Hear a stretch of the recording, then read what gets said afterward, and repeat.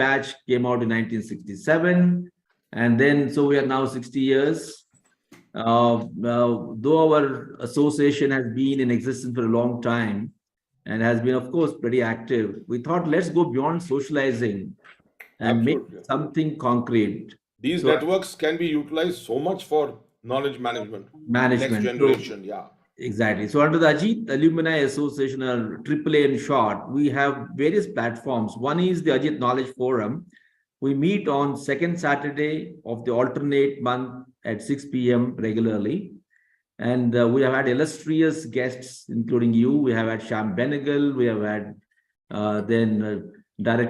former Director General of CSIR, Mashelka. Then we have founder of the Mind Tree, Subrato Bagchi. Oh, wonderful speaker. Then we have had the cosmonaut, Rakesh Sharma. Yeah, then we had the cricketer, Jawgal Srinath. Sorry, Srinath. So we have had... but you had a very good selection, I must say. So from different backgrounds, we keep calling people. And of course, we started the lecture with Captain Gopinath, who is our own Ajeet.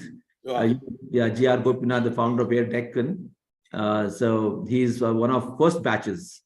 Okay. Yes. And let me, sir, introduce you now. Our first school captain, Colonel Bijapur Kumar, he was there with you he was your senior at the NDA. So yes.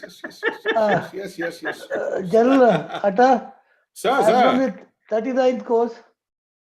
39th, oh, sir. Okay, sir. You are 44th, I think. I'm 44th, that's right, sir. Yeah, I was, I don't know, you might have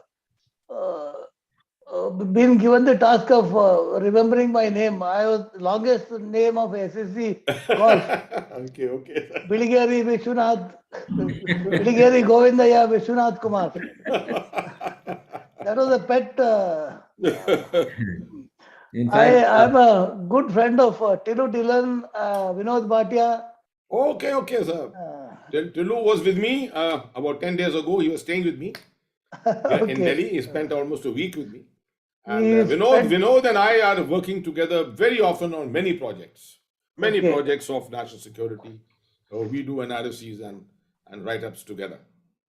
We are doing a project for MOD at the moment on border security, which we are doing the western border, complete J&K to Gujarat.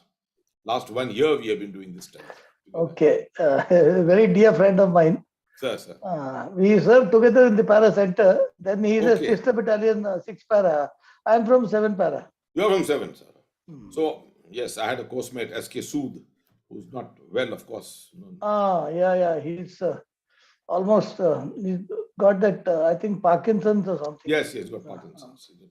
Absolutely. In fact, Colonel BGB sent me a message today afternoon that, General Hasnain is sharp to the point and a prolific speaker.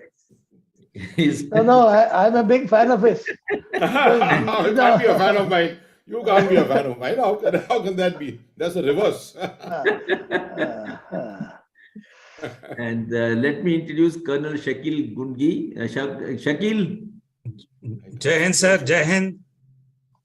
Where is Colonel Shakil? Oh, yes. Jai Hind, sir. How are you, Shakil? All well, sir. Thank you. I can see that Bhalu post behind you. Ajeet hai, Abit hai behind you. So that was General Om Prakash. Yes. When he was there at the same place, that's where But let me share with you that this slogan got him into a lot of trouble. Okay. Omar Abdullah rang me up. Okay. Omar Abdullah rang me up in Delhi because Om Prakash had taken over from me only. Yes. But Om Prakash did not know Kashmir. He knew Jammu side very well. He knew Ladakh very well. But he was fresh to Kashmir and he put this slogan, Abhit hai, Ajeet hai, on top, which the Kashmiris could not understand. Now, if you are putting up a new slogan and things like that, you must reach out to the media and tell them what is your mission. Why are you putting this there? The Kashmiris thought that the new corps commander had come to tell them, Abhit hai, Ajeet hai, we are victorious on you miserable people. Oh. That is the perception which came out from this. And Omar Abdullah rang me up and said, what is this, General Sahab? ये आपके successor ने किया है. कुछ नहीं किया है, इसमें कोई गलती नहीं है. फौज में हम बहुत चीजें करते हैं इस तरह से. We put up slogans here and there. अब शायद कुछ misunderstanding हो गई. मैं बताता हूँ जनरल साहब को. It had to be taken off after that. You'll be surprised. But this is a very innocent. Yeah, I know, absolutely. What- You see, outside, Kashmir is a valley place. You know how it is. Everyone wants to do some mischief or the other. You have to be ready to be prepared with your words. But I always say a corps commander is not there to shoot AK-47. He is there to shoot words Yes. and make sure his mind is ticking at all times. Yes. That is the only way you can get rid of it. You have to be sharper than the media, sharper than any politician. True. I agree. I agree with you. I wish that sent you as a governor there. So that is a political decision. To be No, sure. you'd have done very well there. That is true. That is a general feeling of many people, whomever I have spoken in Delhi also.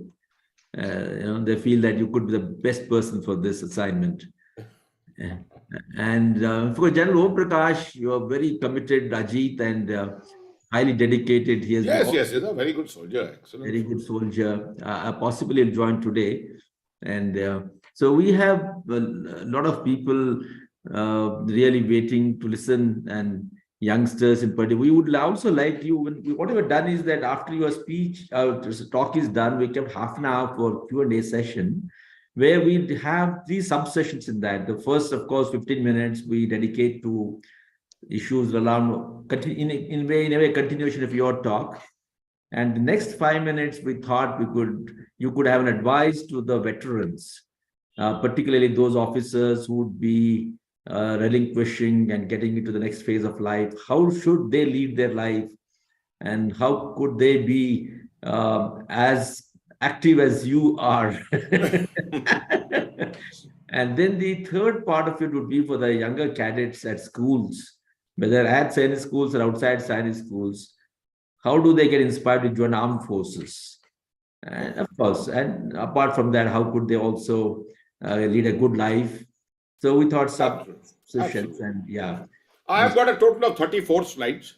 Okay. And they are not all, they are textual, some of them. I'm not going to go through every bullet. I will only explain a few things here and there to keep the interest alive. Yes. But it will be simple. There will be some little bit of complexities here and there, but I'll try to keep it as simple as possible. A lot of maps. Yes. No, I'm sure they will all appreciate, and it inspire the youngsters also. And we will also have principals of some schools, so that I think they can take your example to inspire their cadets subsequently. Our Ajeet Knowledge Forum is precisely meant for this. We thought that we would like to serve the society in this way. So this is one of the forum, and I was explaining to you other verticals. Another vertical is called Ajeet Entrepreneurship and Innovation Platform, AEIF. So there we try to promote enterprise among the youngsters in particular, because everybody can't join the services, and everybody may not also join government job. So they get into the enterprise, just as now our Honorable Prime Minister has been advocating. So we have started this assignment of promoting, facilitating, hand-holding our boys into enterprise. So there's another platform we have. And the third one, of course, we are creating what is called Ajeet Service Forum, so that boys can, alumni can adopt villages wherever they are and do a bit of positive work engagement with the villages or schools and colleges.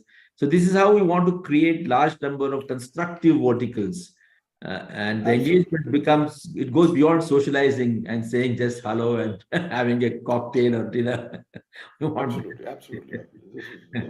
So wide array of activities. Sir, excuse me. Arjun Muttana has joined us. Yeah, Arjun, come out to the screen. Yeah. Good evening, sir. Hi. Good evening, Arjun. Good to see you.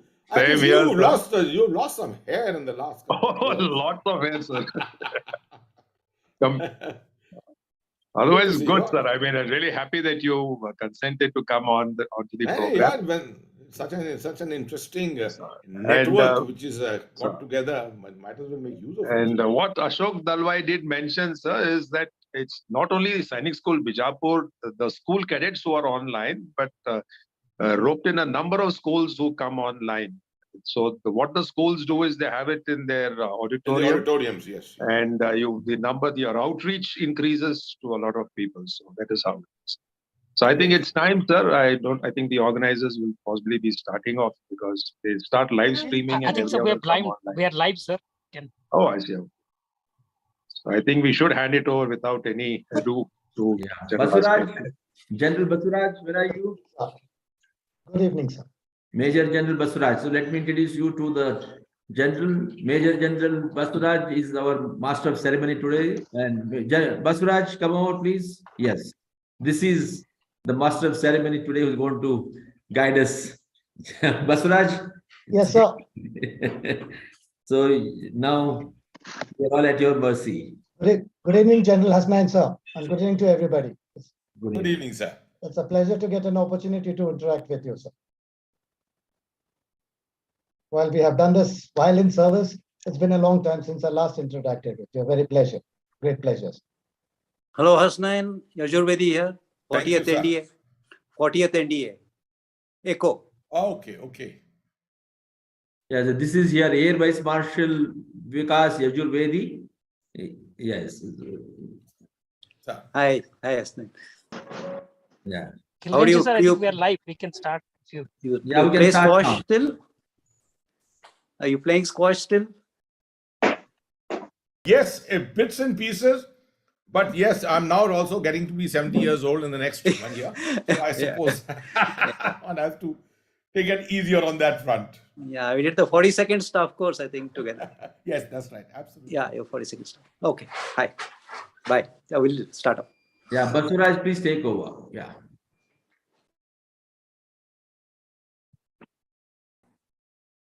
Do we start the proceedings? Yeah, start.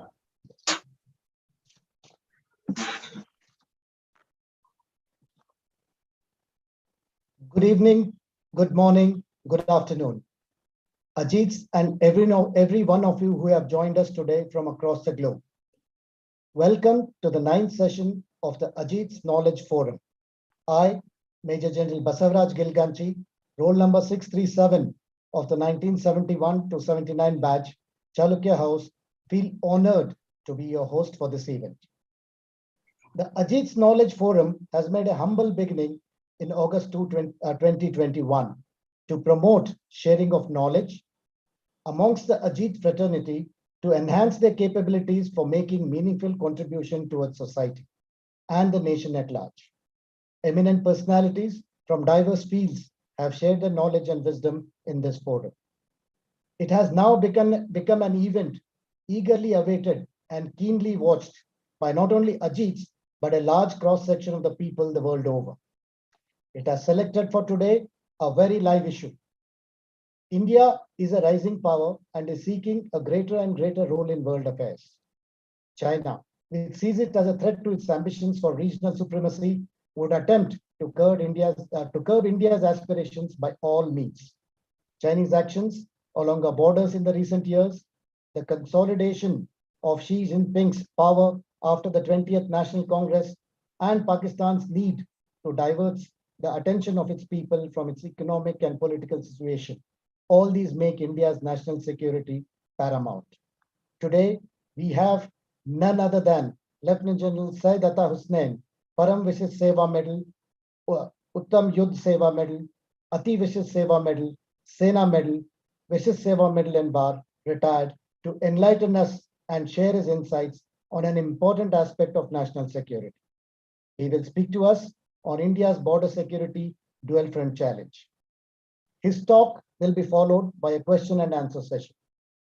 General Hasnain is not only a great military thinker, but an inspirational leader par excellence.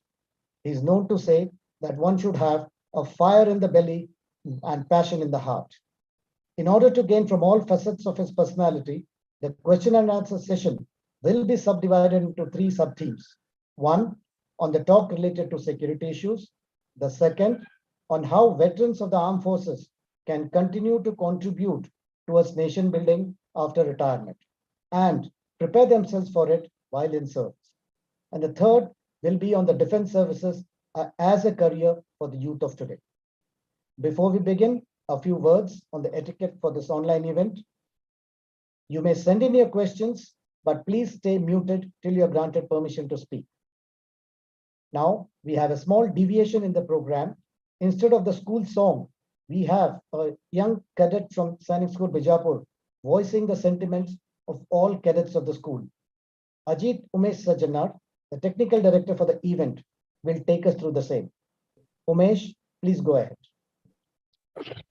Sure, sir. Sir, hope my screen is visible, sir. Yes, Umesh. A very good evening, sir. I am Cadet Shrey from class 11th of Sainik School, Bijapur, and I would like to say a few words on this occasion. Ajeet Knowledge Forum is an initiative of Sainik School, Bijapur alumni aimed at bringing eminent personalities closer to the alumni as well as to the student community. We, the cadets of Sainik School, Bijapur, have been benefited immensely from these sessions organized by Ajeet Knowledge Forum. These sessions are not only informative but inspirational as well. This forum, with an innovative approach, brings out a broad spectrum of creative, scientific, and technological knowledge, besides providing nostalgic moments for the Ajeets to reminisce. The first episode of the Ajeet Knowledge Forum was held on 18th September 2021 and was inaugurated by one of our legendary Ajeets, Captain Gopinath. We were pleased to listen to an extraordinary and truly inspirational lecture. Today's forum on India's border security dual front challenge by the speaker, Lieutenant General Syed Hasnain, former General Officer commanding 15 Corps, will surely be an eye-opener for everyone. This will help us get a broader perspective about India's defense strategy. We are thankful to Ajeet Knowledge Forum for giving us this opportunity. Thank you. Thank you, That young is- man. I think you have set the tone for today's session. We couldn't have had a better start to this session. And thank you, Umesh. Now we'll come to the start of the session with the welcome address. I would like to invite Ajeet Prakash Saigavi of the 1975 batch to deliver the same and formally welcome General Hasnain and all the attendees of this event. Prakash sir, please go ahead. Thank you, Major General Basaraj. Good evening, ladies and gentlemen, and a chilled morning and a warm noon to our friends from abroad. Namaskar, Swagat, Sat Sri Akal, Salam Alaikum.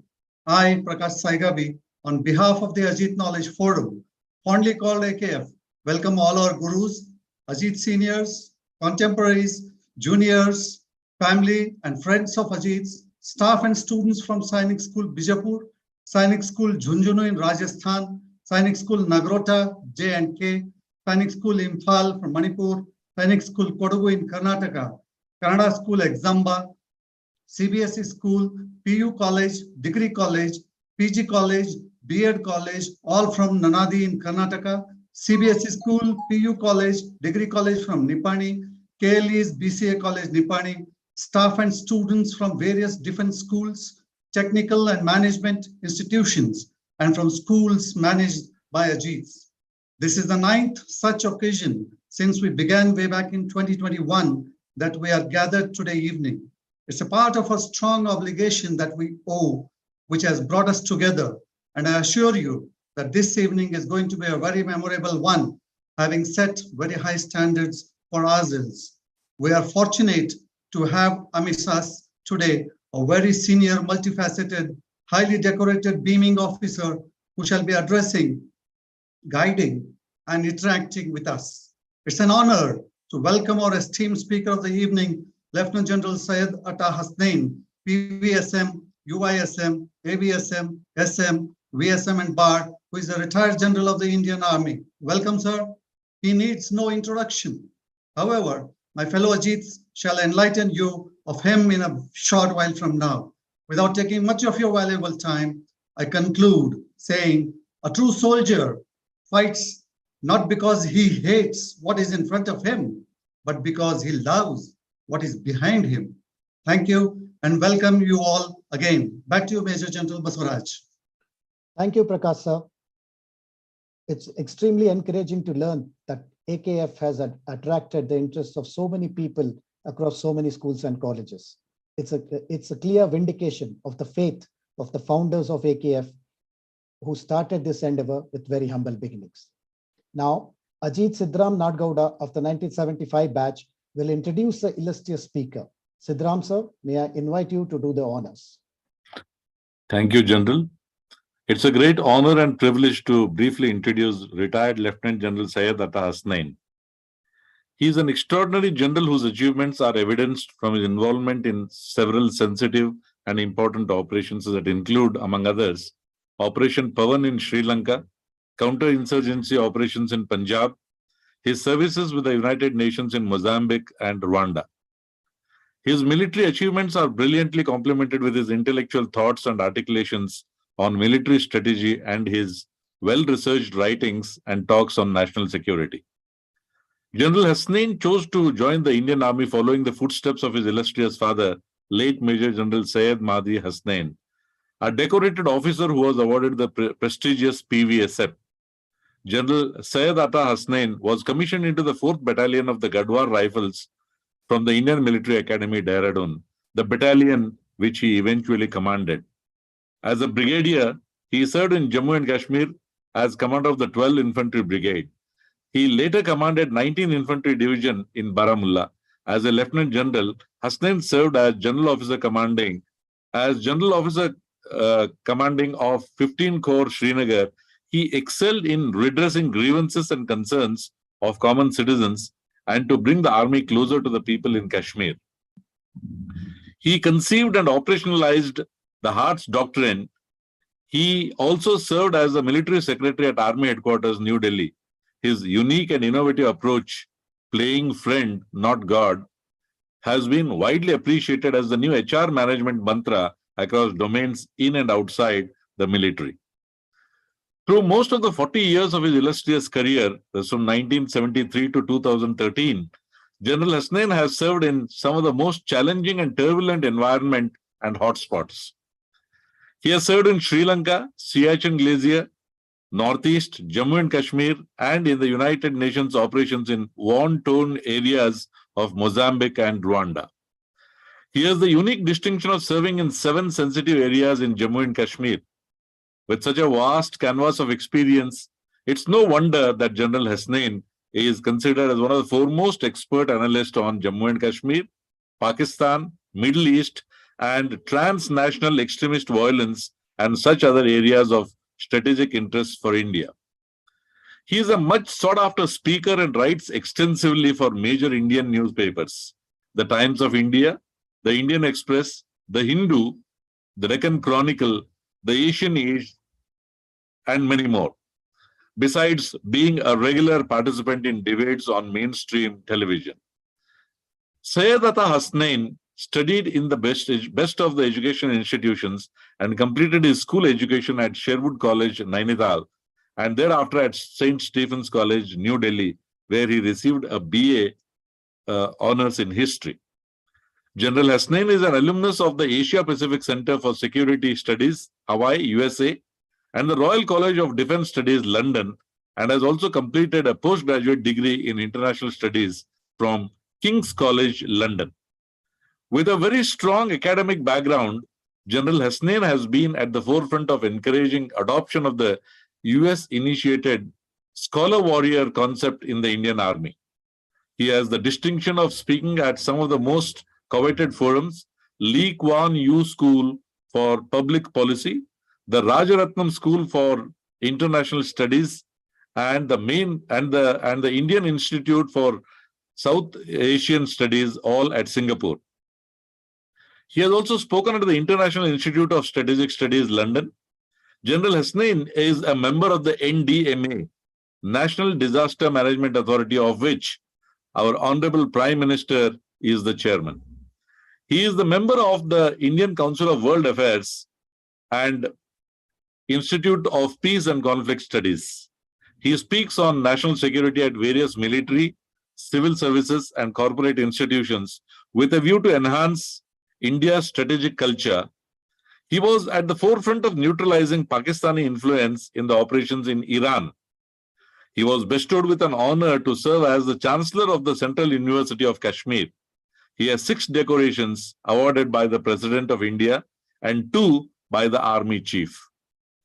Post his retirement, General Hasnain has actively pursued intellectual activities and promoted the cause and perception of the Indian Army. He is a prolific member of Track 2 diplomacy with Pakistan, bringing his vast experience of Jammu and Kashmir to the meetings. He lectures at the National Academy of Administration, Mussoorie, National Academy of Customs, Excise and Narcotics, Faridabad, the College of Air Warfare, Army War College, Mao, Defense Services Staff College, and various other institutions, including the All India Management Association and Center for Land Warfare Studies, CLAWS. He has also lectured at the United Service Institution and Institute for Defense Studies and Analysis. Like his illustrious father, General Hasnain has also been awarded the prestigious PVSM, the Parama Vishishta Seva Medal, by the President of India, thus making his family the only one with two coveted PVSMs. General Hasnain is married to Mrs. Sabiha Hasnain, who served as a senior executive at a multinational corporate house. They are blessed with two daughters. With these few words, I have just taken 5 minutes, 14 seconds to present before you General Syed Ata Hasnain. Over to you, General Saab. Jai Hind.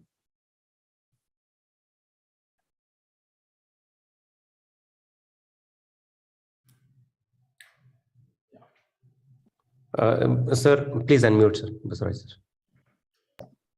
One can go on and on speaking and introducing a personality like General Syed Ata Hasnain.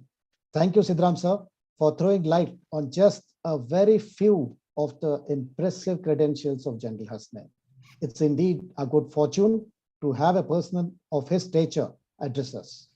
We now come to the centerpiece of today's session, something we have been waiting for so long, the talk by our esteemed speaker. We can hardly control our eagerness to hear him and share his thoughts. Without taking any more of your time, may I now request General Hasnain sir to share his thoughts and motivate and encourage our youth. Ladies and gentlemen, General Hasnain. General Baswaraj, I'll just take 30 seconds to initiate the sharing of the screen. If you can just bear with me. Yes, sir.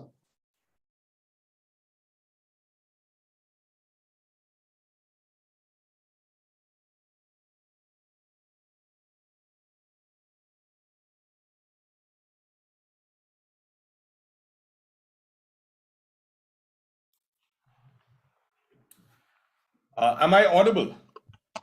Yes, sir. Great. Loud and clear. And is my first slide, which shows the 10th of December 2022, Ajeet knowledge. Yes, sir. Visible. Okay. Yes, sir. And my last test, I will change the slide once to ensure that the change is taking place in real time. Is it taking place in real time? Okay. Great. Yes, sir. Thank you very much. Just like it always happens in all military forums, if during this presentation a crisis does take place, just remember, don't panic. In 5 minutes, we will come back, because the only thing I can anticipate is a power failure. I do not have power backup, full power backup. In case it does happen, you will probably have to give me 2 to 3 minutes for my internet to switch back. It has not happened in 33 talks from this computer at this location in the last few weeks.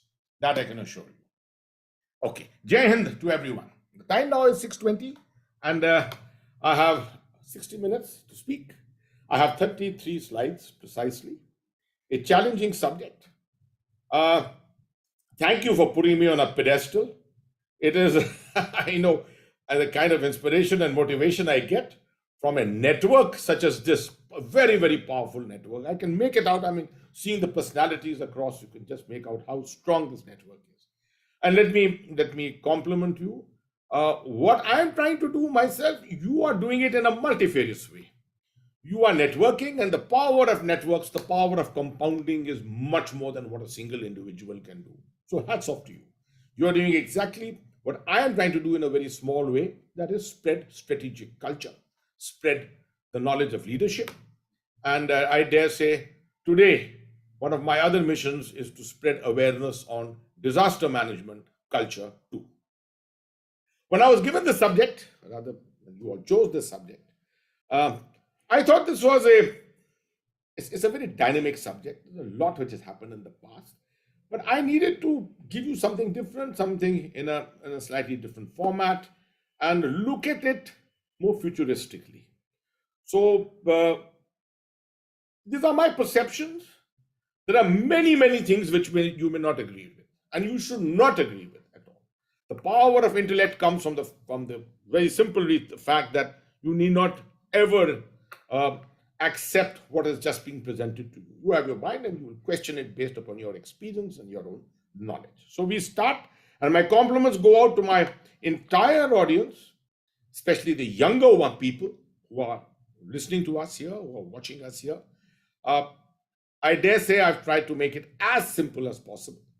But if I failed in that attempt, it is entirely my own fault. Because I'm the author of this, and I'm the person who's delivering it. So there is no one else who can be faulted for it.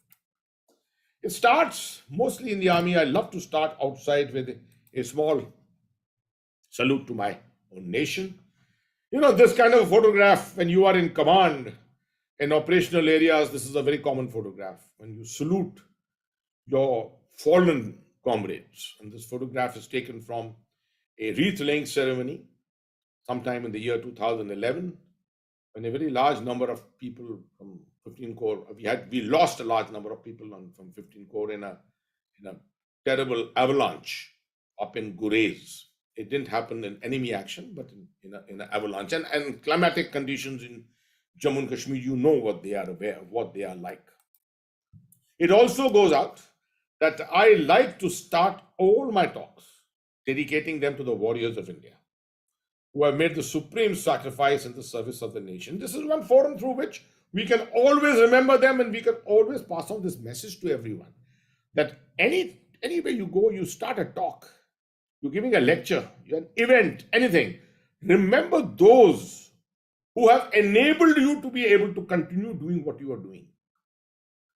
Don't forget them.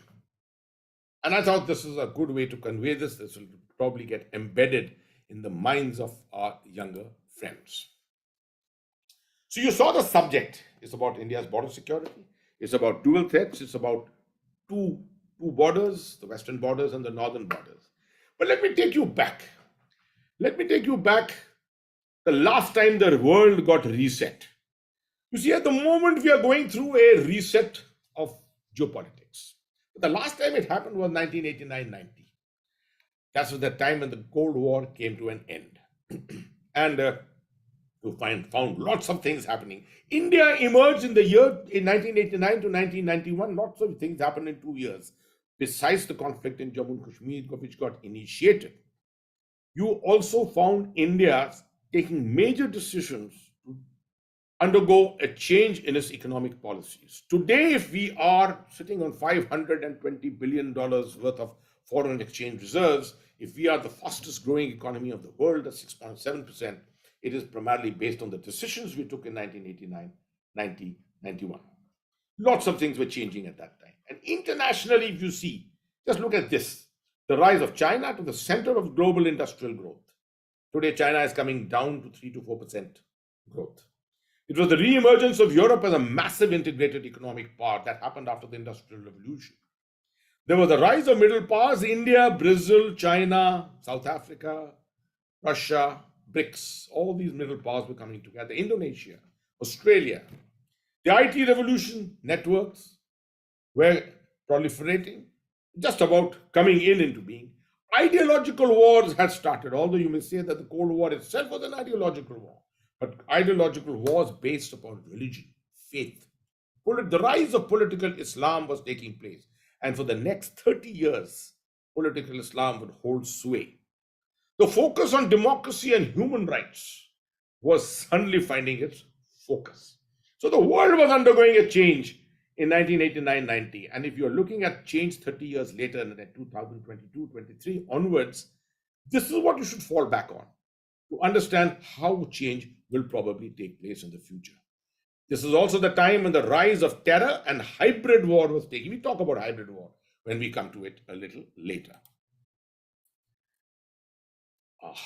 This is a problem here where I can't read my own slide. Yeah. So post-Cold War, a confrontation between China and India was an expected phenomenon. It was said that two large powers in Asia perhaps could not survive together. So what was the problem between India and China? We had gone to war in 1962. Thereafter, a bullet hadn't been fired. 1967, we had gone to war. Virtual border clash at Nathula. 1975, we had a bit of a standoff within the Assam Rifles and the PLA in Arunachal Pradesh, and we had lost 4 men there. But after 1975, we had not fired a shot at each other. The real problem between India and China is that both large nations have a very rich civilizational heritage. The Chinese believe that they are the ultimate. The Middle Kingdom, they are the ultimate, the most populous. Both the countries, populous countries, have great potential, which is now being realized later, after the colonial period. Their neighbors enjoy a large border between them. They're fearful of individual space being compromised, of either nation's space being compromised. And to that trust deficit contributes the ideological differences between India and China. So China uses this trust deficit as a weapon. That is it. We have not been able to overcome, despite the fact that we have come to $120 billion worth of trade, of much of it is in favor of China. We have not been able to overcome this trust deficit. The support of Pakistan in a non-conventional threat environment. Of course, in a conventional threat environment, the whole western border, the threat in being from Pakistan holds back a large segment of our forces. But in a non-conventional threat environment, also it is crucial for China. And the cultivation of India's neighborhood is inevitable if it wishes to dominate Asia and India. So it's not just a question of just the northern and the western border. It is also the maritime borders. It is also the borders with Bangladesh. It is also the borders with Nepal. And we have to therefore look at it from a multi-border kind of an angle. Now,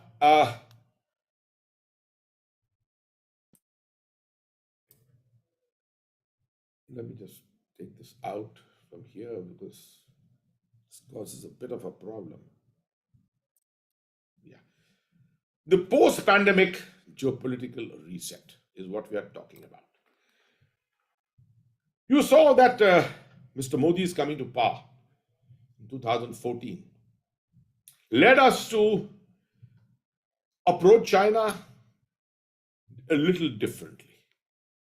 And Mr. Modi, very much in his expectations, in his enthusiasm for outreach to both the adversaries, Pakistan.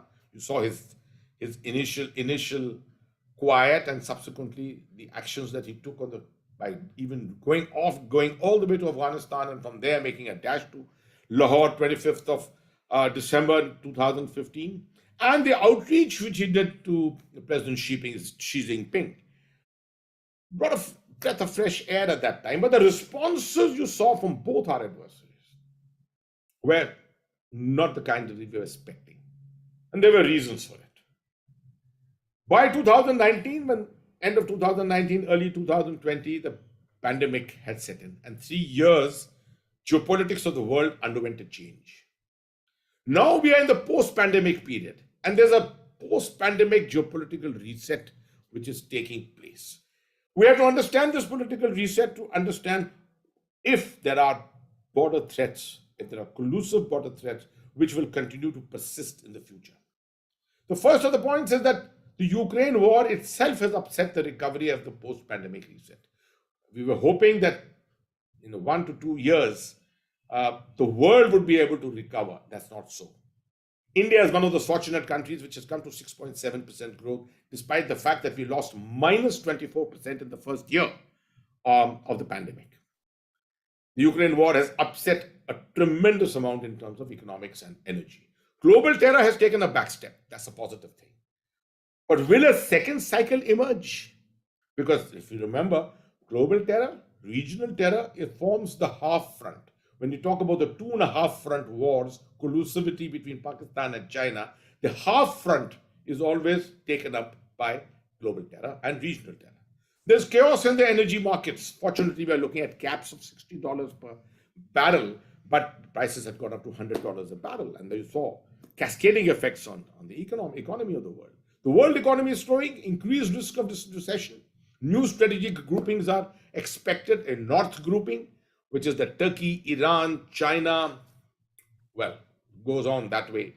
And you'll see the southern grouping of the United States, Israel, Saudi Arabia, UAE, India, Australia, Japan. These are the kind of groupings that we are looking at. These were there pre-pandemic. These are expected to probably crystallize as we go along. The world GDP growth expected to be between 1.5 and 3%. Expect China to be about 3.5 and 5%, and India to be 6% or more. Will that be a reason?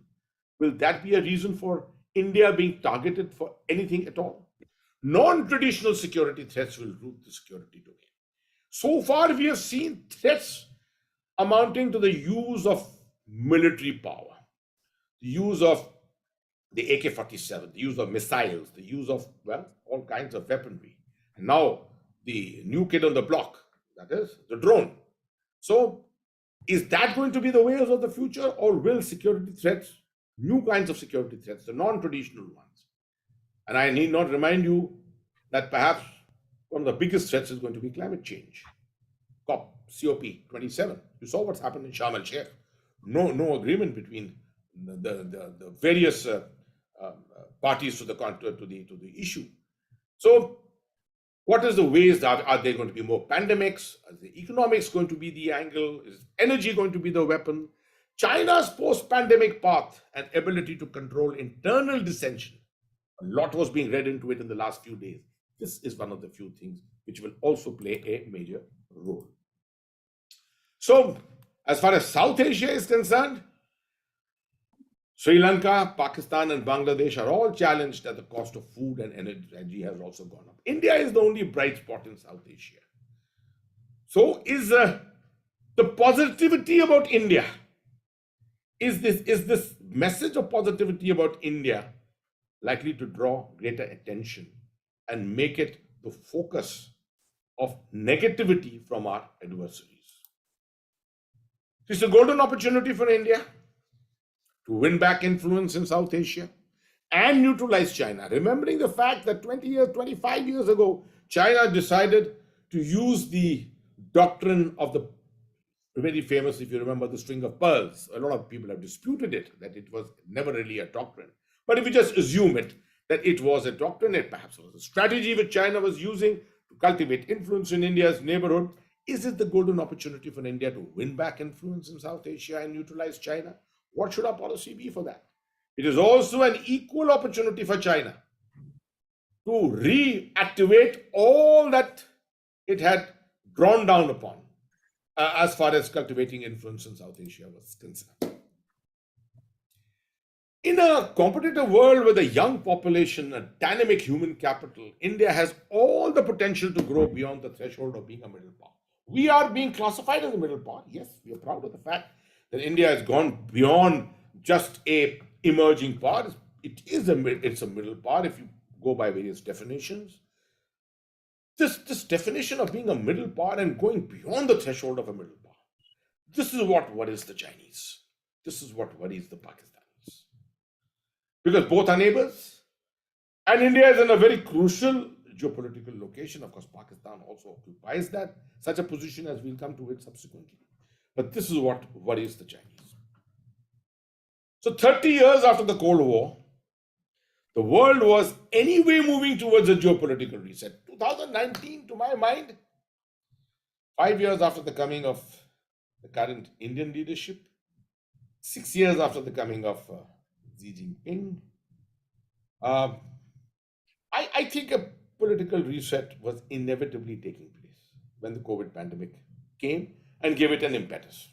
Some of the bullets which you look at out here, there was a depletion of US power which was taking place, and the rapid rise of China with the enhanced ambition of its leadership. 2017, if you see the 19th Congress and the way it had set out the milestones to 2049. And we were looking at the permanent leadership of Xi Jinping. We were looking at 2035, and Xi Jinping would be 82 years old, something like Mao Zedong. And by 2035, China was hoping that it could achieve much of what Xi Jinping would leave behind as the effects of his leadership on China and the world. The resurgence of Russia was taking place. A relative cooling of transnational terror, which I just spoke about. The freedom of navigation and existence of a rule-based order was coming under challenge, which is what China was doing. China itself, knowing that its powers existed primarily towards the Pacific, which were always under challenge by the United States, it did not have the capability of a blue water navy to be able to rule the roost of the Indian Ocean. For that, it had to wait. It probably has to wait for a long time. And the importance of environment and climate was now really coming into being with, Glasgow and before that, other COP conferences which had taken place. And you're seeing what is happening in Pakistan this year, $30 to $40 billion which have been lost by the floods in the Indus River itself. A nation with looking for $9 billion loans loses $30 to $40 billion worth of damages and has 2.3 million refugees being created. You can imagine the internal security problem which comes about due to occurrence such as that. So this is what the environment of 2019 was. It is almost similar to what 2022-23 now is. The coronavirus pandemic has given it a bit of a boost, and that's how the whole situation is now panning out. The US desire is to shift the strategic center of gravity from the Middle East, from this area of Afghanistan, Eurasia, and take it to the Indo-Pacific, where it feels that the not so peaceful rise of China is something that it will have to confront. But this is something which has been pending since the 90s and could now be a major driver. The effort could be much more serious towards this. This is what President Biden was playing with when he took his decisions to leave Afghanistan at any cost on 31st of August 2021. Much to the reputation of the United States Armed Forces. But within 6 months, you found 24th of February, the United States was drawn into the proxy war in Ukraine. And for all that they wanted to move to the Indo-Pacific, the focus has come back to Europe, to an area which they never expected that it would come to, and possibly may cascade into Eurasia and even into the Middle East. So that brings us, with this background, it brings us to this map. And on this map, military people will probably be able to talk for hours. I wish to talk only for a couple of minutes on this to draw attention to a few things. A military mind looks at a map and starts drawing conclusions when he sees lines drawn all over, boundaries and things like that. The issues which come to mind here immediately, number one, let's look at Pakistan. Just a second. Let's look at Pakistan. And because Pakistan is one country which is geopolitically challenged and yet highly privileged. So whenever we look at such a map, I always turn to Pakistan first. Pakistan is a country which is surrounded by, with neighbors, 5 civilizations. No country in the world has got 5 civilizations. Let's count them. It's got the Indian civilization, it's got the Chinese civilization, it's got the Central Asian civilization, the Persian civilization, and the Arab civilization. No country in the world has 5 civilizations surrounding it. If you look at it from this angle, a civilizational angle, something to give to all these civilizations, something to take back.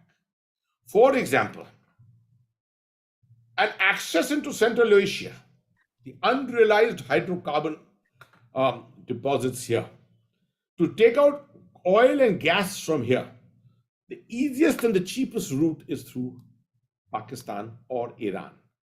Iran is geopolitically challenged because of its situation at the moment and its relationship with the only superpower.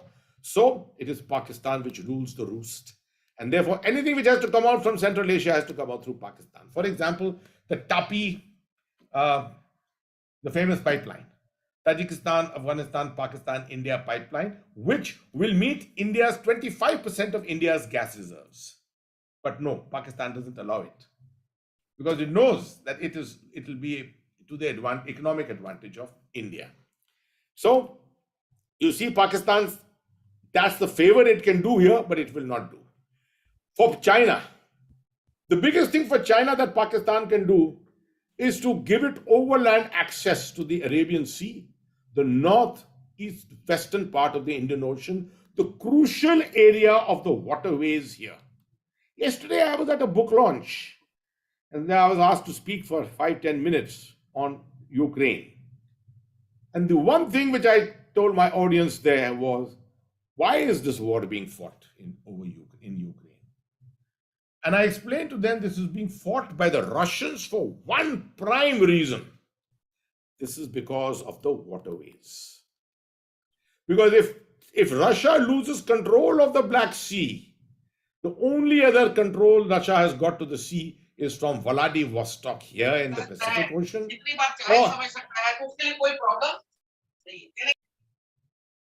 Or to the Arctic Ocean, the Arctic seas here on top of the Arctic Ocean, which are anyway frozen. The only place from where it can make an access into the warm waters is from the Black Sea here. And if you remember 2015, China went into Syria. Russia went into Syria. For what reason? To protect and defend its port of Latakia. Because without that port, its access into the Mediterranean and this very important crucial belt would be not possible at all. So just remember that. Lots and lots of things are based upon waterways. The Chinese want to make access here. Why? China achieved 14% growth at one time. Overheated economy. It could only happen because of two reasons. It had full access to the hydrocarbons of the Middle East, which came from along the route of the Indian Ocean through the Straits of Malacca and on to the eastern seaboard where Shenzhen and other areas of Hong Kong where manufacturing was carried out. Manufacturing brought China into the sway and the 14% growth could be achieved because of that. Right?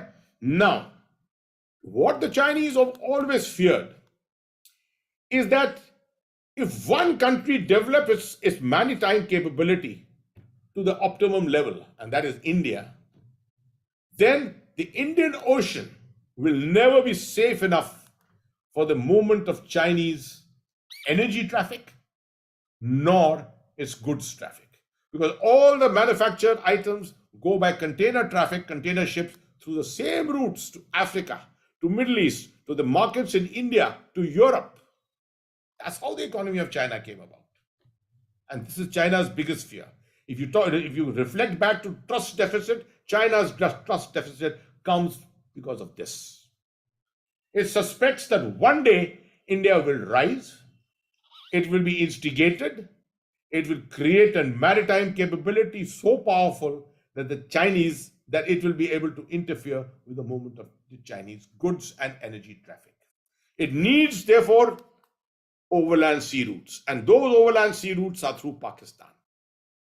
The inevitable China-Pakistan economic corridor, and now the emerging Iran-China relationship, because the same routes can go through Tajikistan, Turkmenistan into Iran. So this is the importance, once again, of Pakistan. There are many other things like this. Just must remember one thing. One of the ways that China has found to ensure that India does not pay balanced attention or does not pay sufficient attention to its maritime capability is through one strategy. And that is keep India activated on the Himalayan front. Keep the threats on the land borders so intense and active that the gullible Indian public, the gullible Indian strategic community will always say, no loss of land, no loss of ground. Bhaad mein jaye sea, bhaad mein jaye ocean, but we must not lose any land. Right? This is a ploy that the Chinese have used against our minds. Psychological warfare. And from 2005, every year, a walk-in operation. What is a walk-in operation? Come to a certain part of Ladakh, come and leave a flag behind, leave a few tins of fish or fruit or something to say, this is my land, go back. And it plays on your adversary's mind that this is disputed territory. And because of that, one day we may have to go to war with China. And therefore, we need a mountain strike corps. We need this, we need that, we need more resources. And we continue putting all our eggs into one basket on the land borders, while the threat actually exists somewhere else. Now, this has been very successfully done by the Chinese, playing mind games into us. Fortunately, India's strategic community today is coming of age and has realized this. And this is something that the future leaderships will have to overcome. This inevitable obsession with our land borders, loss of ground, loss of territory, etc. Not realizing that our capability lies there deep south, all along the Indian Ocean. That's why this ocean is called the Indian Ocean. Anyway, we can speak on this for hours, so I thought I must just tell you the broad areas for Pakistan. Pakistan is the confluence of civilizations. It is the bridge between West Asia to South Asia. It is more comfortable being Arab than South Asian. It gives you access to the heart of Asia. It also gives reverse access to the Indian Ocean. And it flanks Shia Iran. So it becomes an inevitable partner of the Saudis, although its relationship with Saudi Arabia isn't as warm as it was in the earlier years. And it considers Afghanistan territory as a strategic depth. And strangely, the relationship between Afghanistan and Pakistan today is also heading towards coming into doldrums. So it's a very awkward kind of a situation which is emerging at the moment, much to the advantage of India. Few things let me just try and explain you here on this board. Although let me tell you, I may not be able to complete all my 34 slides in the 1 hour, but whatever we do, it achieve a lot, because this particular map is a map which will explain a tremendous amount to you. This is Jammu and Kashmir. The whole of Jammu and Kashmir is represented here. But most people will not remember what is the actual status of this today. And General Dwivedi, the Army Commander, Northern Command's recent statement that if the government gives us orders, we will be ready to take back Pakistan-occupied Kashmir. It has created a shindy all over. I had to go public to defend the Army Commander myself and say all he was talking of was the contingency. There was nothing political in what he said at all. And army officers, senior army officers, or once in a while, must make these media statements. And they must send across these messages to your adversary. So that is why I thought it's important for us to explain this. Not just remember, if you just follow my cursor, the whole of Jammu and Kashmir, the actual portion which is with us at the moment is only this green line, purple line, and up to this area here. This is all that is with us. The rest of it, Pakistan-occupied Kashmir here, the Gilgit-Baltistan area, and this whole area is generically called Pakistan-occupied Kashmir, right? This is Aksai Chin, which is under the control of China. And this is the area of the Shaksgam Valley, which was ceded by Pakistan to China for the construction of the Karakoram highway, which got finally constructed only way back in 1979. So there are certain borders here which you need to know about. What are these borders? The first of them is the international border. If you see the cursor here, no disputes here. It's called the international border. Pakistan likes to call it the working boundary, not the international border. They think there's a finality to this border which has to be yet settled, while we are clear there's nothing at all which has to be settled. The important part is this pink line or the purple line which starts from here, which is about 770 kilometers up to here, up to a point called NJ 9842. This is the line of control. What is the line of control? That's the place where the two armies came to rest in 1947-48, in 1965, and in 1971, right? As is where is, it is demarcated on ground, it is delineated on ground Under the Suchetgarh Agreement, there's a signature of General P.S. Bhagat on the map, authenticated. Right? So there is a distinct line to work upon. That's an important aspect. At 9842, from 9842 up to a place called Indra Call, is a 121 kilometers imaginary line, not delineated, is called the actual ground position line, also called the AGPL 121 kilometers, which actually virtually demarcates the Siachen Glacier, right? Not officially, but virtually demarcates the Siachen Glacier. So that's where Siachen is. I happen to have commanded my unit at the Siachen Glacier. Now here comes the area of Siachen, of Aksai Chin. These red lines you're seeing here, our perception of the LAC is this, should be this. China's perception of the LAC is this, line of actual control. There's a lot of difference between the LAC and the LOC. This line is neither demarcated nor delineated and keeps changing as per perception. China gives its perception every other day. From 1993 till 2022, in 21 meetings, China has never ever given us what its actual perception of the line of actual control is. That is a weapon by itself. Keeping your adversary, in this case, we are the adversary of China, keeping the adversary guessing.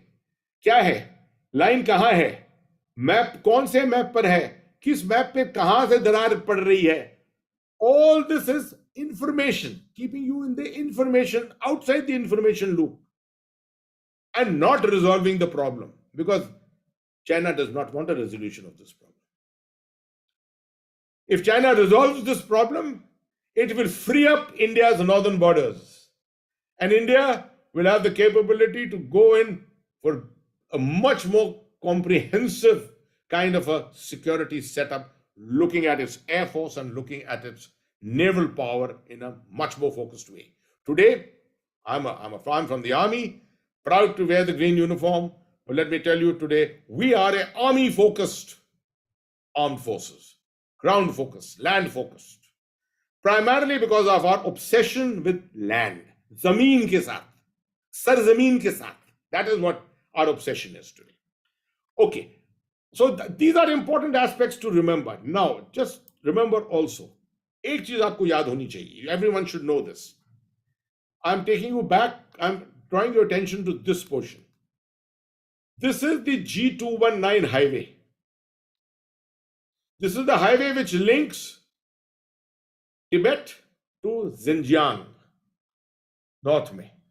And it passes through this area of Aksai Chin, which is Indian, actually belongs to us. The Chinese have constructed this highway illegally. And to give themselves depth, they want to keep this area occupied by their occupation, the LAC, so that we cannot interfere with the movement on this highway. That is the prime reason why the Chinese are all the time in this area and do not wish to vacate this. Just remember this much. It's very, very simple. Also, this particular map may be able to explain to you just how close Siachen Glacier is to the Karakoram Pass, Daulat Beg Oldie. This is the Aksai Chin area. This is Daulat Beg Oldie is with us, but this is the area occupied by the Chinese. And you can see how much the distance is. Those who say today that Siachen Glacier should be vacated by India should think about this particular gap here. Because if India vacates the Siachen Glacier, this area has to be occupied by China and Pakistan to get continuity. I agree that the terrain is terrible, terrible, terrible out here.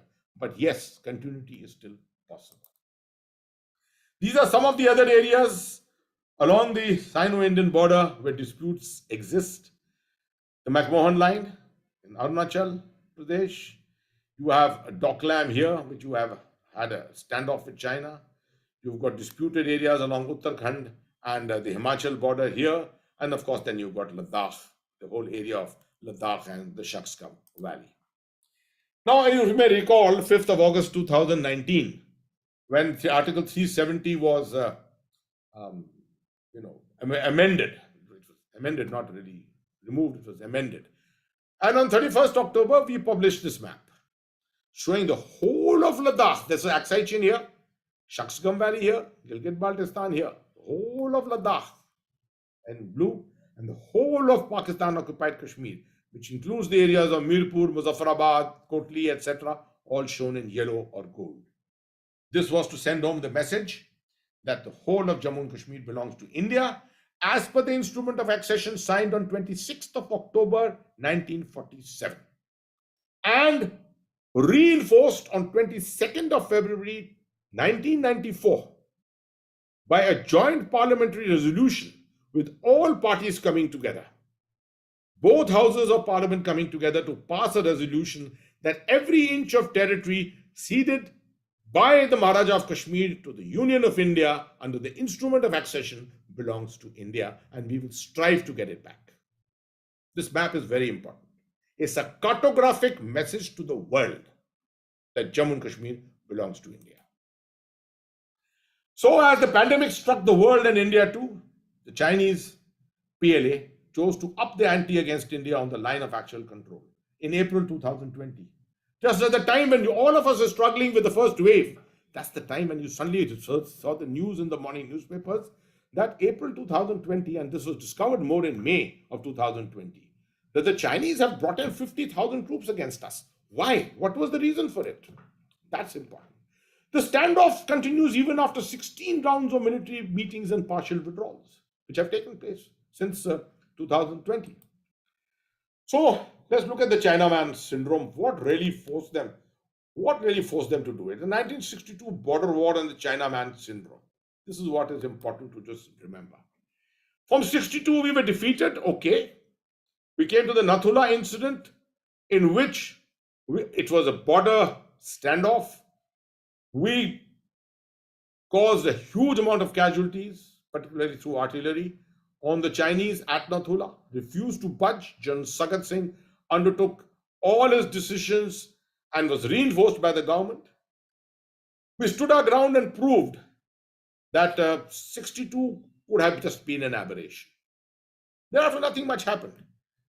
In 1978, China started undergoing a change. 4 modernizations came into being.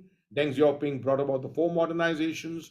4 modernizations, just as a reminder, was nothing but the modernization of agriculture, industry, technical education, and 4th, modernization of the PLA.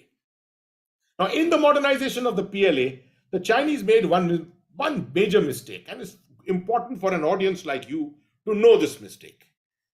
The mistake that the Chinese made was that they gave the last priority to the PLA Navy. They gave first priority to the PLA Army, that's the People's Liberation Army, then to the Air Force, and then to the Navy. They thought, like much of the world thinks, that the naval power is only for trade, not realizing that the requirement of a blue water navy would have given China the major advantage today. They are 20 years behind the United States. 15 modern aircraft carriers which the United States has got. China has got 3 of them today. So this is one of the major mistakes that Deng made, or the Chinese made at that time. Subsequently, of course, we had the incident of Sumdorong-Chu in 1986-87, when India stood its ground again in Arunachal Pradesh, led to Rajiv Gandhi's 1988 visit to Beijing, and subsequently the signing of the Peace and Tranquility Agreement in 1993, based upon which various instruments, various platforms were set up, various rounds of talks, 21 rounds of talks particularly, were held to no avail. So the impasse of 2020 was a result of some of the following assessments which I have made. The first was a rapid change in the geopolitical environment with the COVID-19 pandemic having broken out. The world was pointing fingers at China. Just like today, China seems to be the only country which is obsessed with lockdowns. They feel that they have their own ways of doing things. In 2019, in December, people like me, I'm not sure about you, but people like me were being very, very naive. We said, Anedo, let the virus come to India. India's 42 degrees centigrade will destroy the virus. I mean, that's the kind of things we were talking about in those days, not realizing this pandemic would put us back by minus 24% as far as our economy was concerned. Then China had its Doklam image deficit. You remember 2017, they finally, after 72 days, they withdrew. And the reason for it was because the BRICS summit was coming up, the 20th and the 19th Congress was coming up of the Chinese Communist Party. And they couldn't afford to have a standoff taking place on the borders. And therefore, they felt that an image deficit had been created about China's image. And they must overcome this through some kind of a military action against India. Curbing India's runaway strategic confidence after the Article 370 abrogation. These events in April took place, well, how much? 8 months after the 5th of August decisions. And we made some strong statements, perhaps in Parliament. We had made some strong statements in the media. The Indian media, you know, goes overboard. And we sent out a message as if we had, despite the Chinese, despite the Pakistanis, the world can say what they want. Kashmir belongs to India and we will take our decisions again. The Chinese wanted to perhaps send home some kind of a message. The strategic messaging to the world on China's new ambition, premier power by 2035, in the lifetime of Xi Jinping.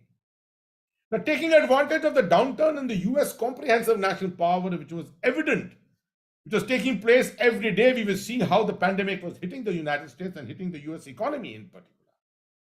The Chinese seem to have got a little carried away. So what was India's strategy in April 2020? Number one, the Wuhan virus. They wanted to remove this label of the Wuhan virus and bring back the focus onto something more geopolitical.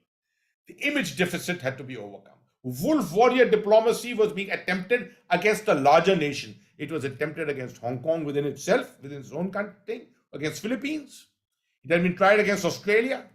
It had been tried against Vietnam, the fishing boat incidents which were taking place there. So perhaps it was an experiment to see will wolf warrior diplomacy actually work against a rising middle power.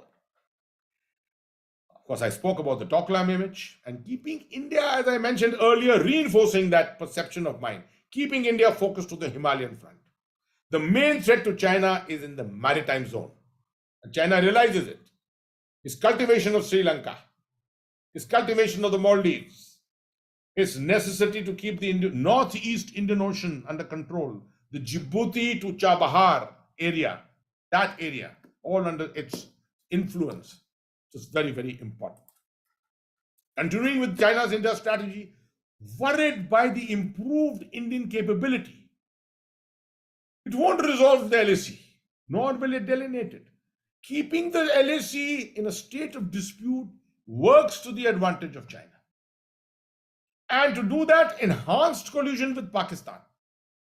To give the impression, a perception to India and the world that the second arm of the Belt and Road Initiative, the first arm going through, the northern areas in Gilgit-Baltistan, which are not so firm areas, very earthquake prone, etc. The second arm of the Belt and Road Initiative would come through Ladakh. That is through perhaps through the Leh Valley itself, or it could come through the Nubra Valley and head into Gilgit-Baltistan, but alternative ways. And it perceives India to be an obstacle in the path to greatness. This, as I said, is the whole aspect of the trust deficit. So, if you really look at it, Ladakh is the area where dual threats, where Pakistan can actually come to the assistance of China in a huge way. Of course, China can conduct operations in Arunachal Pradesh, Uttarakhand, or anywhere else, and yet have the Pakistan army making faces from across the Western Front and tying down a sizable number of our reserves there. But the place where this act comes into physicality is actually the area of Jammu and Kashmir, where operations can be undertaken in the Aksai chain area. And you can see its linkages. That's why I thought I'd show you this whole map to see this is Kargil. This is Kargil. This is the area of Kashmir, this side. and this is Kargil, which is also part of Ladakh. So operations by Pakistan can take place here, although difficult to conduct these operations because Pakistan has to swing around its logistics all the way here. But nevertheless, the presence of Pakistan Army here forces us to keep a sizable number of our troops in this area.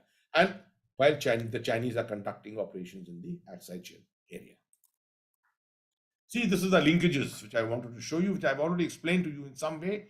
Daulat Beg Oldies, Siachen Glacier. This is the new road, 320-kilometer road, which took a long time to construct, with very, very difficult terrain. This is the Pangong Tso, small sliver of territory of the Pangong Tso. So, just to explain this, the dynamics of the situation at the border. First of all, May 2020, if the Chinese came with 60,000 troops, it took us 2 months to build up 60,000 troops. And I think the Indian Air Force needs to be complimented for the manner in which the strategic airlift was conducted. Very large quantum of armor has been delivered into that area. I could not have imagined that this amount of air vehicles could find their way into the desert areas of across the Ladakh range in Ladakh. The Kailash heights in the area of the Pangong Tso were secured as a quid pro quo by us. Now they have been vacated. It was good thinking, quick thinking, must compliment the commanders at that time. It happened on 31st of August. The Chinese occupation of those areas took place in April, early May. It took the better part of 3 months for us to gain strategic balance, I would say operational balance, before we could conduct an operation. And this operation was a QPQ in which a shot was not fired. No shot was fired because this area was still unoccupied. We went and secured. If you see, I use the word secured and not captured. The Indian Air Force advantage. We have got a great advantage of the Indian Air Force in this area. And any good flyer will explain you this. It's a question of the heights from which our aircraft take off with their all-up weight. They get full munitions available to them. The Chinese, most of the airfields are at 14,000, 15,000 feet, and that advantage is not there. But they have a missile advantage. They have a larger missile forces available to them, and that is something which we have to build upon much more. The winter logistics is a major challenge. It's much easier on the Chinese side because there's a plain flat area. Ours is right from Pathankot, through Manali, all the way to Leh, or through Srinagar, through Kargil, all the way to Leh is nothing but up and down, climbing up to 15,000, 16,000 feet and down and climbing up again. It's a major challenge. Just as a practical orientation, one vehicle leaving Pathankot and going to, let's say, to Leh will take at least 10 to 12 days to come back. That's the amount of time one vehicle. You can imagine how many vehicles you require just to be able to dump your loads, and you need thousands of tons of loads. We are fortunate we have got a strategic airlift capability today with the Air Force. Otherwise, it is impossible to fight a war in Ladakh. So the LOC type deployment on the LAC is partially avoided. It's been done. China requires many more troops for campaign style operations. 60,000 troops, you can't capture Ladakh. Let me tell you, let's be very clear on this.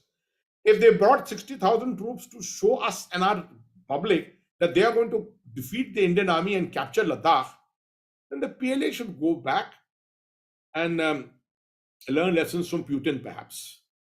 Go back and look at Ukraine. They also, everyone thought that it would be a overnight operation taking place in Ukraine. And you see the operations are going on till today, right? So matching mirror-like deployments of 60,000 troops don't lead to major campaign-style victories. Neither military diplomatic talks are continuing, and these are a means of stalling. I'm very clear in my mind, these are a means of stalling and nothing else. No results are likely to come from this. So what should one expect over the next 3 years? And I'm coming to the Pakistan part, which I'm only devoting 10 minutes to. What should one expect over the next 3 years? China is watchful after Russia's Ukraine experience. This is the first bullet I'm looking at. Military victory is beyond military superiority. Don't just think that I am militarily superior, so I will win the war. No, that's no longer possible. You got to look at it more comprehensively. China is also concerned about India's strategic confidence under Prime Minister Modi. A stalemate at the high Himalayas will be perceived as an Indian victory. Therefore, the Chinese are unlikely to initiate something which they cannot end on their terms. Conflict initiation must end with conflict termination on your terms. Diversion from Taiwan is unlikely, yet the threat in being will be projected. If anything which Ukraine has achieved is to put caution into the minds of China, that Taiwan may not easily be winnable. Remember, the power of the Quad is not a military coalition, but remember the coalitions which can be put up in the Indo-Pacific probably outweigh China many times over. They are wary of India's strategic autonomy, the autonomy that we have achieved, particularly during this Ukrainian crisis. And they are aware that they cannot point fingers at India diplomatically either, because India has played its own game, it's played its own mind. India has not blindly supported the United States, neither has it blindly supported the Russians. And in fact, Mr. Modi's statement at the SCO summit on this not being the season for war is a phrase which should probably go down in history and will probably need to be analyzed much more. I don't think it's been analyzed sufficiently thus far. And active propaganda, very, very active propaganda, information warfare, the weapon of the current times, should be expected.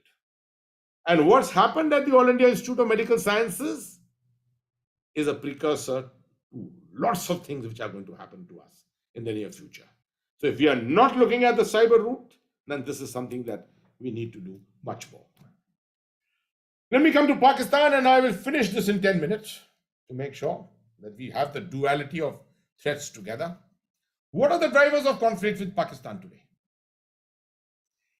One of the biggest things to my mind is the Pakistan sentiment for retribution. Retribution for what? 1971. It's something the Pakistan army has not got over. And if you sit down with Pakistani generals in track twos, I've attended 30 of these track twos. When you sit down with Pakistani generals, the perception you come away with is that Pakistan still continues to believe that they have not lost the 71 war. They only lost Bangladesh. They lost East Pakistan, but they did not lose the war. They said that war, it was an uneven war created by India in such a way. This is what they talk about. The Islamic Connect. You see, the Islamic Connect is a very important aspect. They hope that through the Islamic Connect, they keep India under pressure. They keep the Indian Muslim population under pressure. They keep going back to the OIC to put the region under pressure. So the Islamic connection is a very important aspect here. The role of political Islam overall. This needs a session by itself to explain. The waters issue, the Indus waters particularly. And Pakistan is a country which is going to suffer from the water problem inevitably over the next many years, and the control of waters of Pakistan still continue to be with India. The China factor and the connectivity I've already explained. The winds from Afghanistan blowing. Pakistan doesn't have control of Afghanistan, and Pakistan does not want India to take control of Afghanistan. It is already grimacing under the fact that India-Taliban relations are already improving, actually. And then there's the Pakistani deep state, which I just spoke about, the Pakistani generals who do not want to leave control. You've seen what General Bajwa has retired with, 14 billion rupees in the accounts, they say. And of course, lastly, the rising strategic confidence of India. If Pakistan feels that this strategic confidence will continue, then all the last 30 years investment in Jammu and Kashmir, in causing mayhem and dismay in the rest of India, all that has gone waste. So the important aspect is, will there be a military intent? Will the internal turbulence which is going on in Pakistan today, Will it curb its external ambition? Do we feel that with the $12 billion foreign exchange reserves that they've got with them, the economy in shambles completely, Pakistan, despite all that is happening in the internal security front, in the internal political front, it will want to still continue its mission in Jammu and Kashmir and rest of India, etc. That's the moot point. And for that, I could take you to the most important slide, I would say, of this whole presentation. This is the strategy which Ziaul Haq conceived way back in 1977 when he overthrew Zulfikar Bhutto. Clearly, Pakistan is unable to match India's conventional army, nor its economic strength to achieve any retribution for 71. Very clear. Economically, Pakistan cannot match. Conventional army, it cannot match.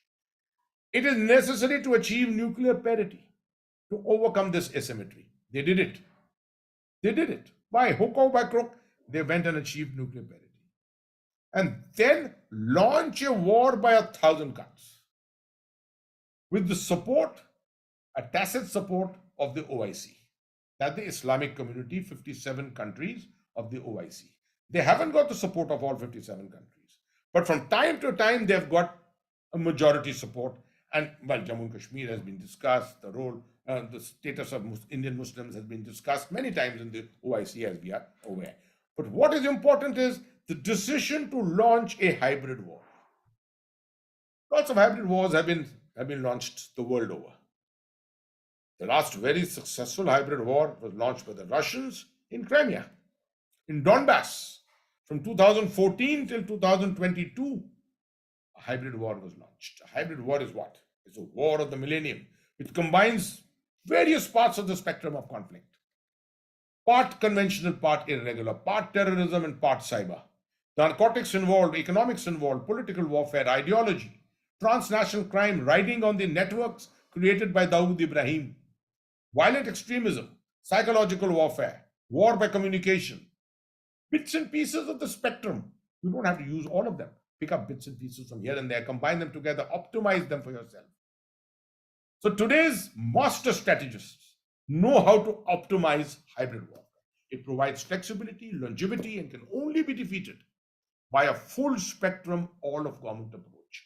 And an all-of-government approach takes many years to be realized and that many more years to be executed, as we are realizing in Jammu and Kashmir today. So the best example of hybrid war, Russian efforts in Ukraine from 2014 onwards. Now I'm coming to the end. Allow me 5 minutes more. I think we'll be able to wrap up this. What was India's success and failure against Pakistan? It's important for us to just know where the failures have taken. We've been very successful in reducing the strength of terrorists. There has been no dearth of courage on the part of our soldiers, of our policemen. The problem is our last mile syndrome. Never understood. Limited initiatives have been taken place. And very, very poor understanding of our cultural terrain. Over-reliance on kinetics. Unfortunately, this is not an Indian approach. The world over, the whole issue of terror and the use of terror, the use of irregular warfare, inevitably the response was an over-reliance on kinetics. It's necessary sometimes, but it must be accompanied at the earliest by a better understanding of the cultural terrain of the location in which you're fighting. This has not taken place as far as we are concerned. We also have not bothered sufficiently to understand the cultural terrain of Jammu and Kashmir, for example. Weak strategic communication, the inability to get, for example, Jammu and Kashmir regions on the same plate. Efforts have not been made. Sufficient efforts have not been made. While strategic communication is one of the most important arms of fighting irregular warfare. The lack of political will to peg the Indian claim strongly. We are seeing this now happening. 2019 onwards, we are seeing this happening. And now these statements from time to time coming from the Raksha Mantri, from the Army Commander, Northern Command, etc., GOC 15 Corps, that POK, if the orders are given, we will take it back, etc. This is a good psychological build-up, I would say. It's a good psychological build-up, and this is a good messaging which is going on for the moment. It shows that we have overcome those conventional mindsets that we were obsessed with in the past. A very high degree of strategic confidence has defined Pakistan's pursuance of its national interests. In fact, there's always been a level of cockiness about it. As I was explaining to you, the Pakistani generals tell me they have never lost the 71 war. So, Pakistan's national interests, you can see, I think I have explained these already and I need not go into them. Finally, what are the takeaways from this long 1 hour monologue which I have given you, in which I may have bored you to death completely? But let me tell you, the takeaways are very important here. There is an India-China asymmetry. Don't expect lasting peace. It won't happen. What we are doing at the moment is negotiations to create a temporary set of measures to find peace at our borders. But the asymmetry continues, and we must endeavor to overcome this asymmetry. There is no option for India but to ramp up its economy, its military modernization, and its cyber domain. Very, very important. Its enhanced maritime capability and overcome its obsession with its land borders. We need to long-range missiles, nuclear weapons, etc. Everything, every aspect of weaponry must be looked into. Both nations can do business as usual. We can take our trade from $120 billion to $200 billion, contingent upon China's attitude. India must work towards a clear strategic partnerships. We cannot say that we are alone. We need to just confront China alone. We must continue working towards clear strategic partnerships. Being a part of the Quad or any other partnerships in the Indo-Pacific should be an inevitability, absolutely. And India must keep Pakistan on strategic tenterhooks.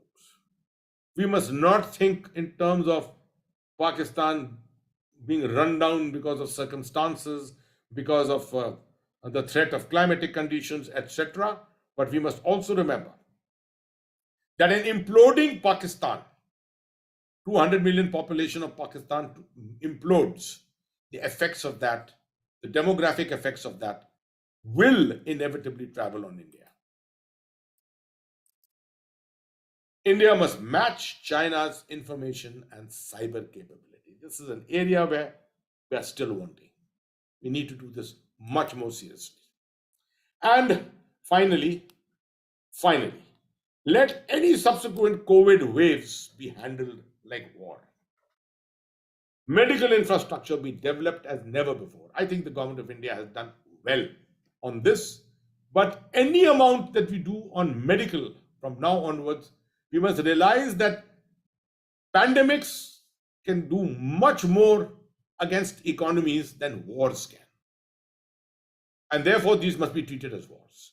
Work amicably in cooperation with the international community, accept faults, if any, and endeavor to help others. Maintain vigil in all security domains, borders, internal, cyberspace, information, and financial. That means comprehensive security. Invest in technical research and startups to create a manufacturing base. Invest in education. Current challenges of higher education are immense. And work on poverty alleviation. Remember, the Chinese lifted 750 million people out of poverty. And then they could start looking at the world and making eyes at it. Remember this lesson. India must be a lead nation. It should not be a balancing nation. It's a very important statement. It must be a lead nation and not a balancing nation. Thank you very much for giving me this opportunity. I've overstepped my time by about 4 minutes, but I'm absolutely open to questions, and I'm going to stop sharing this presentation at this instant, and you'll see me appearing, and I shall be there for the next, not necessarily 30 minutes, as much time as you wish. General Hasnain, sir, if I have to express what your talk did to us today, I would just say that you have left us mesmerized. While we have had the opportunity to read or listen to your views in the public domain, having you here in this forum to address us specifically has been an unparalleled experience. Most important of all, it's the humbling effect of the way you started your talk. I'm very confident all of us from now on, before we start anything, will remember those who gave their tomorrow for our today.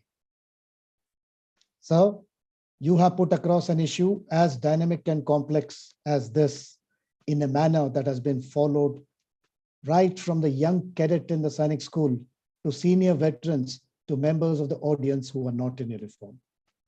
Your vast knowledge, rich experience, deep insights, and great wisdom have generated so much interest that we are flooded with questions from a wide cross-section of the audience seeking more from you.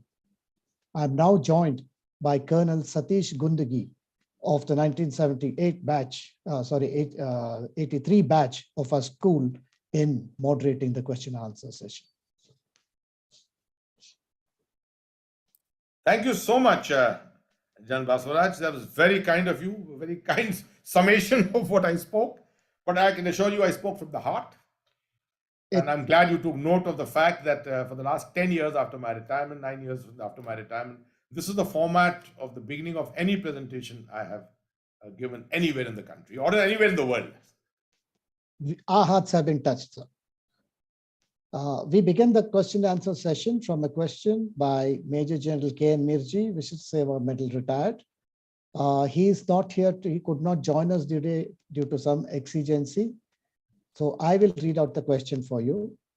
The emerging geopolitical scenario indicates that Pakistan no longer poses a credible threat in the conventional domain. While cross-border terror may continue for some years. On the Chinese front, while her hawkish belligerence is likely to continue, no major armed conflict is likely because of the Quad and her declining economy. Going forward, will this two-front threat be a short to medium threat, or will it continue to remain a long-term challenge? Your comments, sir. Thank you. I think that's an excellent question and drafted out very well. Perhaps during the talk itself, I did allude to this at one stage.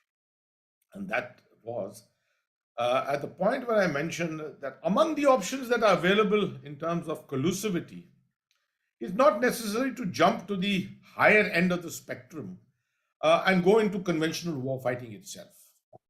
But yes, the Chinese are extremely wary about maritime power, Indian maritime power.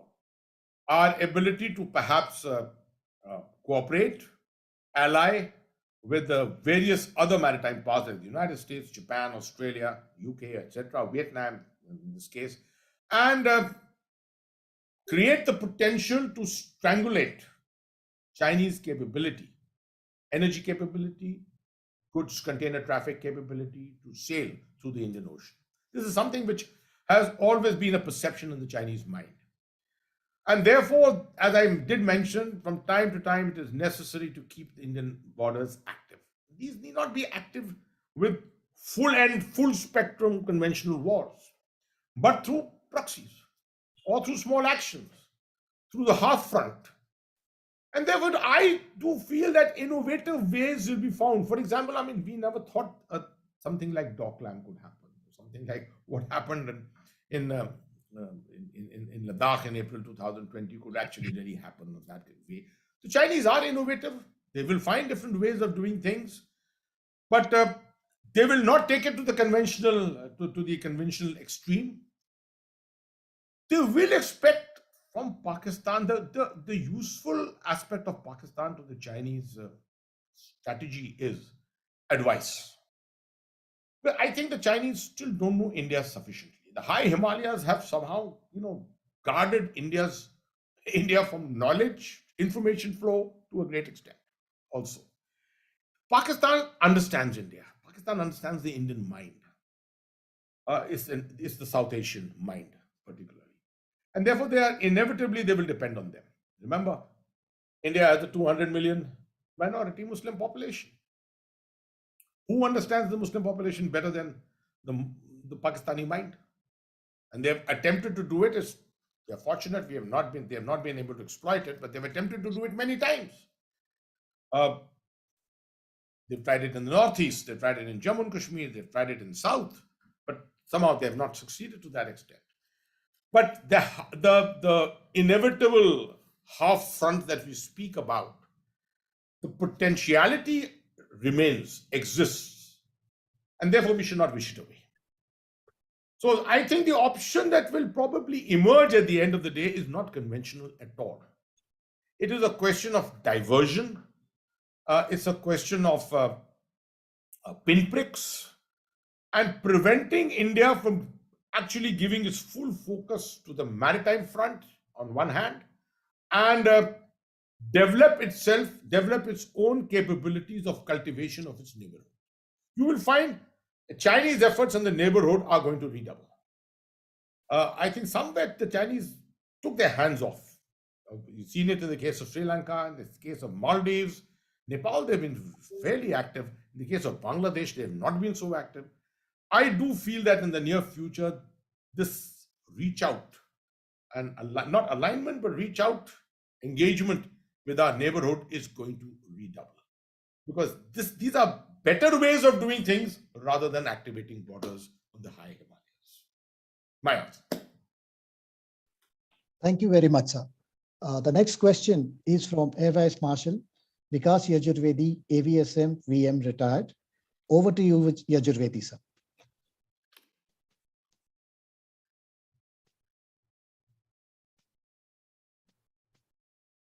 One second, sir. I'm unmuting.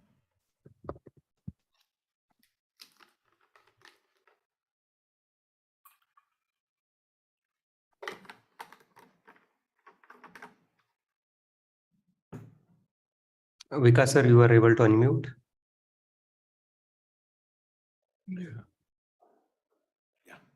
Can you hear me?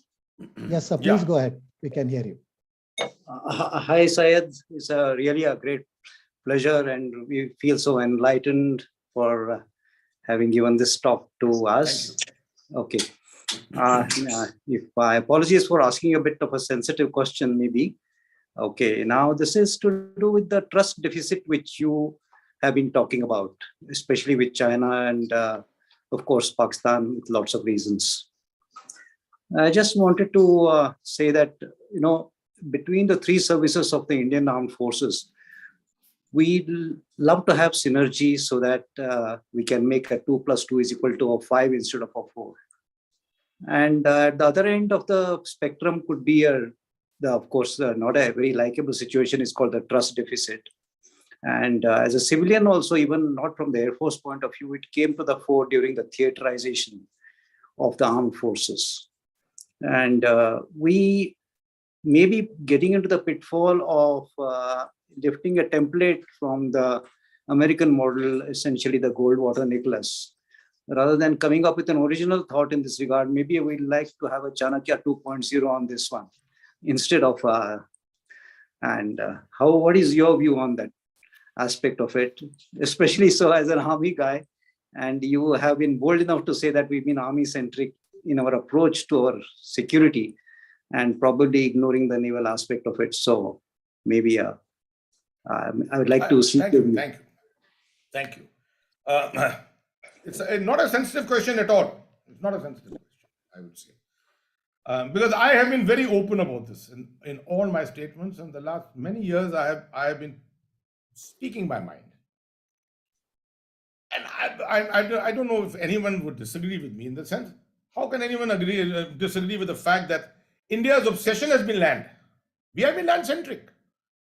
I mean, the olive green uniform, if you say anything about defense services, the first thought which comes to your mind is the combat uniform. It's not the blue, it's not the white. Let's be very clear about it. The war of 62, it is the soldier who died. So the sacrifice, the people who are put on a pedestal are those who make the sacrifice. Right? Unfortunately, in the case of the Air Force, it is the officer who is the pilot. He dies. Very few of them. Right?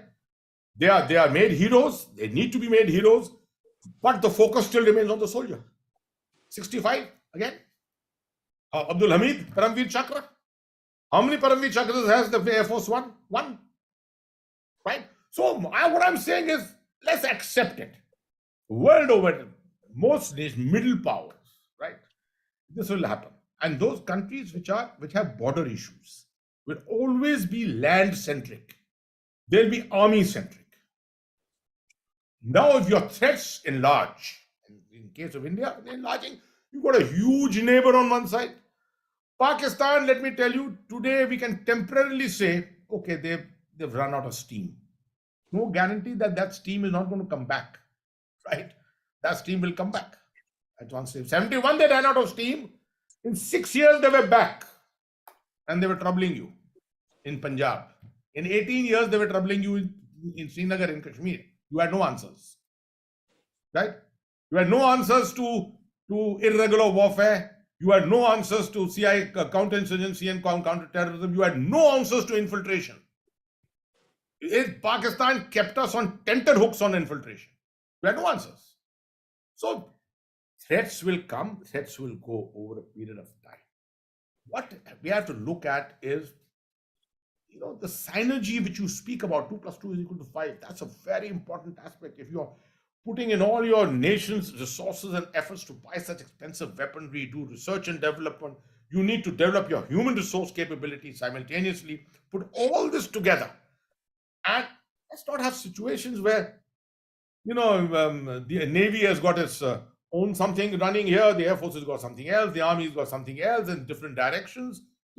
What happened with the Goldwater Nichols Act? 1986, finally, a legislation had to be done. It's through the legislation route, finally, that theaterization came about in the United States. We need not follow that model blindly. But in the case of India, I still think it's premature. We need to do much more study on this. Yeah, we need to do much more study on this. And let's not be afraid of making mistakes. Let's take some decisions, try implementing them, and try tweaking them from time to time, progressively taking a stock of where have we gone wrong. Because otherwise, this paralysis by analysis will continue forever. Right? I meet the CDS every morning on the Central Vista when I go for a walk. I meet him every morning. We say hello to each other and I say, best of luck. I hope you achieve your aims. This is what you are there for. A quiet, good man who has worked with me before in the earlier years. Very, very good choice, I think. I think over a period of time, this larger understanding is more psychological than anything else. Larger understanding has to be clear. Senior leaderships have to be intellectually oriented and have to understand the strengths and weaknesses of each service. Once that is clear, and you have no ego, I have no ego, and no ego. The color of the uniform doesn't matter at all. For me, it is the end result which will matter. Make mistakes. Achieve 30% in the beginning in your first decisions. Don't look at final outcomes. But with that, continue and progress. Because if you are looking for a 95% solution today, that will never come. It will never come. That's the way I look at it. Thank you. Thank you for an honest answer.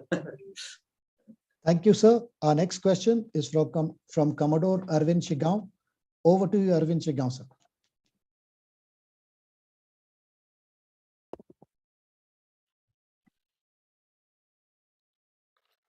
Sir, you are muted.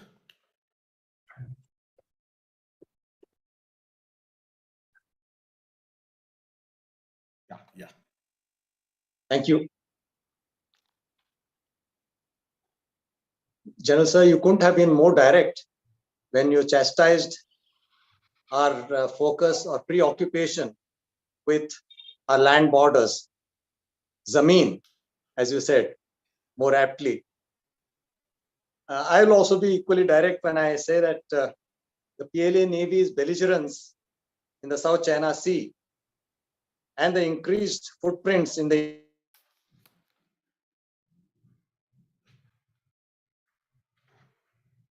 I think we lost communication there. Hello? What proactive options can India bring to bear on China? Sir, I think we lost you for a little while. Could you just go back once again to just repeat that question once again? So sorry. Okay. I compliment and so in highlighting our preoccupation with Zameen. Sir, you have a weak internet. Sir, just to save on time, I'll read out the question on his Okay. behalf. Right. So the Chinese domination in the South China Sea with the expansion of its Yulin nuclear submarine base at Hainan and its growing influence in Myanmar, Sri Lanka, Djibouti, and Africa amongst others. Technology has begun to play truant finally. Yes, sir. Is the dreaded Chinese necklace of pearls an imminent threat to India's maritime interest in the Indian Ocean? What proactive measures should India adopt to mitigate this threat? Thank you, sir. I think you need a white warrior, a sailor, to really answer this question. But let me tell you, a couple of years ago, the Chanakya Journal, Admiral Menon, in fact, asked me to write. I said, I'm a landlubber. He said, no. I've been noticing you've been speaking a lot on maritime issues suddenly. So why don't you write something for us? I said, okay, great. That's the first attempt I made on writing something about the Indian Ocean at that particular time. But I have always felt very strongly that the Chinese were playing mind games with us in the Himalayas. You know, coming 1 kilometer, 2 kilometers, 3 kilometers inside, fooling around with us, sending a message here and there, etc. Every year, it was only psychological warfare and nothing else which was happening. And we were obsessed. We had not moved large-scale formations, of course, but our minds were getting affected. And all our discussions were getting centered on this. Suddenly, we find that our capability, rather our obsession with the Mountain Strike Code started around about 2010 or so. Very romantic idea. And I am not critical of Mountain Strike Code at all. Very, very much required. If we talk about strategic dissuasion, if we talk about deterrence in the future, etc., then you need to have the resources, and the Mountain Strike Code was inevitable. The requirement was there very much. But more than that, we needed a reverse psychological warfare against the Chinese mind to tell them the Indian Ocean, if you think the South China Sea is the South China Sea, then the Indian Ocean is the Indian Ocean. We needed to send this. I spoke on this at the Indian Ocean Conference in Hanoi. The Chinese reps who were there were talking about the South China Sea business. The Indian Ocean does not belong to India. I said, who says the South China Sea belongs to South China, to China? Right? The Indian Ocean is, we are the crown. India is the crown occupying the Indian Ocean. And we had a running argument there in that conference, I still remember. So at the end of the day, it's more about the mind, sir, than anything else. We have to overcome this issue of the mind. And we have to start allocating resources. The Chinese are not going to come to war against you in the Himalayas. And particularly after Ukraine. As I said in the middle, a stalemate is Indian victory. It's like 1965, the Pakistanis still claim 6th of September as Victory Day. Because a stalemate, Pakistan won the war. Right? A stalemate in the high Himalayas is still. The Chinese cannot run you down there. They cannot occupy territory. Yes, they can do destruction. They can bring tremendous amount of missile power, artillery power, etc. Do a lot of destruction. But to come and occupy, to come and make alternative routes through Ladakh, etc., is well nigh impossible to my mind. And therefore, I think we should go back to the maritime zone. I think the Chinese themselves will realize it, that we have realized it. And that is why I said a refocus of the Chinese onto the Indian Ocean is very much likely in the near future. And a revisit into Sri Lanka, they've done nothing for Sri Lanka in this current crisis. Maldives, Bangladesh, all these, Nepal, of course, they seem to be much more serious than Nepal. But these are the areas which somehow the Chinese seem to have lost sight of for some time. I think a refocus, how exactly that refocus comes? In today's world, it's a world of energy, a world of economics, a world of outreach and engagement. That is the way that this will happen, not just through the military route.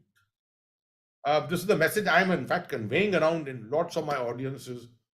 Look at all G20 next 1 year. No one is going to talk of war fighting, let me tell you.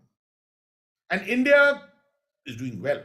Our Sherpa, Mr. Amitabh Kant, is doing well by making sure that the focus comes up on all the non-traditional security issues, climate change in particular. These are the areas where things will make a difference in the future. So the Chinese themselves are going to be starting to look more at non-military ways, I think. And our assessments of the Chinese mind should now focus on these aspects rather than just the exchange of missiles and rockets. Thank you very much, sir.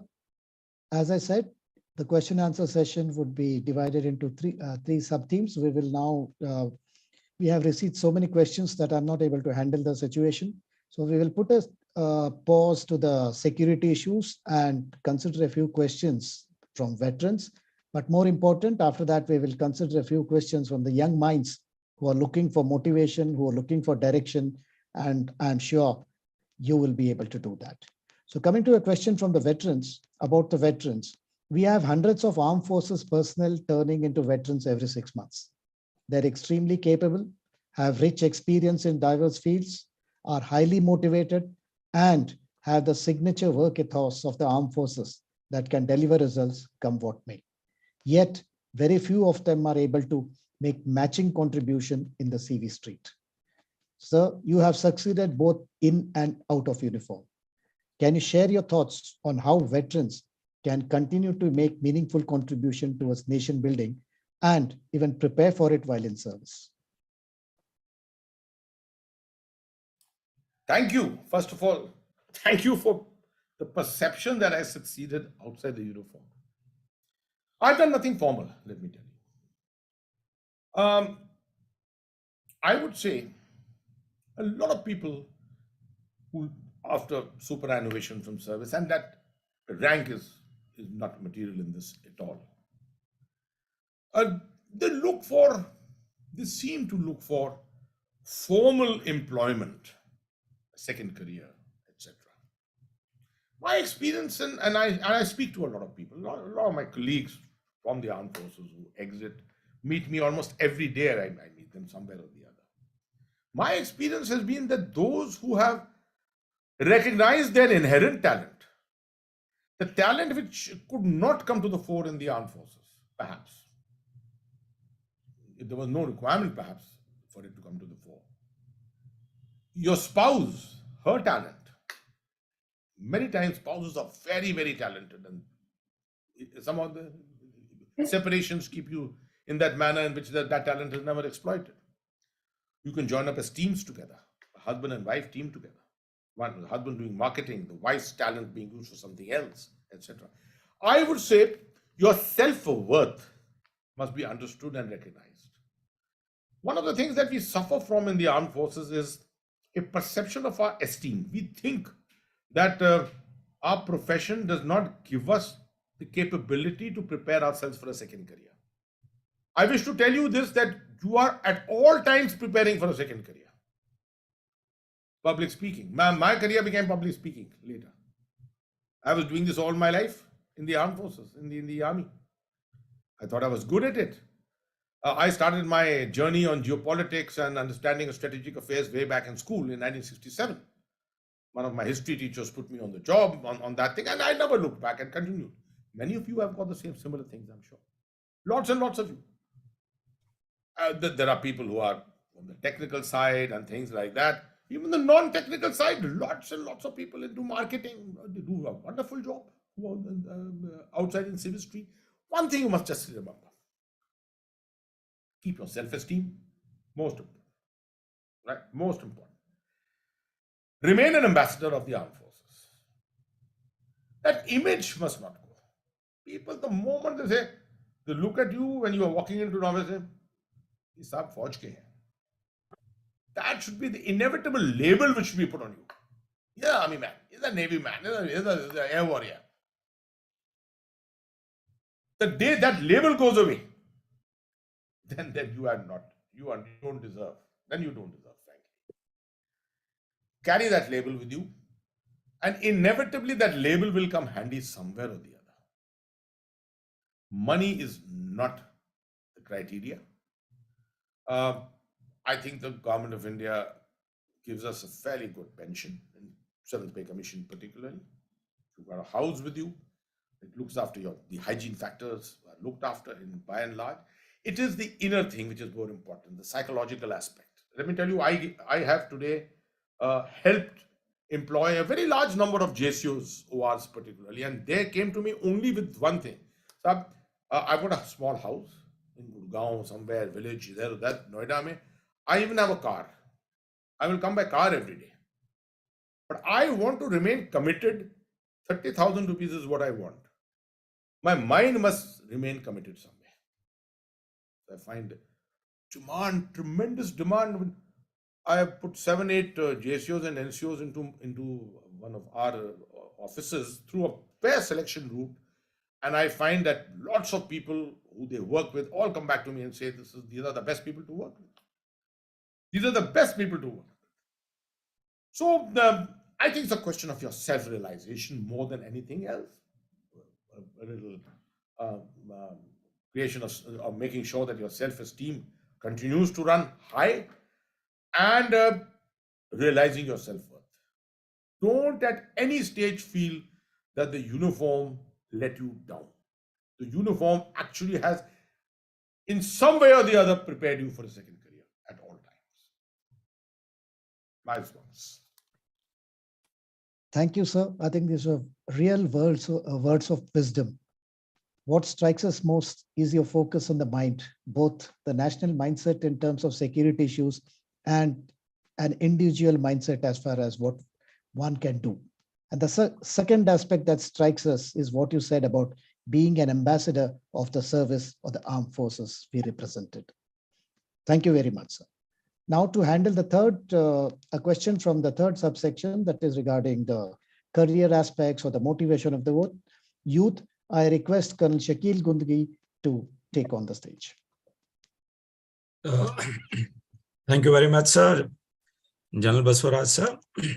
So we have a large section of our audience today comprising of young Ajeets, that is students from my school, Sainik School, Bijapur, and students from other Sainik schools, various other schools and colleges. Most of them, especially from Sainik schools, would be aspiring to join the armed forces as a career option. But today we have various competing options. We just wanted your thoughts on why should they choose the armed forces as a career, and what would be your advice to these young people, sir, today? Thank you very much. Very pertinent question. I may start by saying I'm a second generation soldier. I'm a second generation general officer. My father was also a general officer of the Indian Army.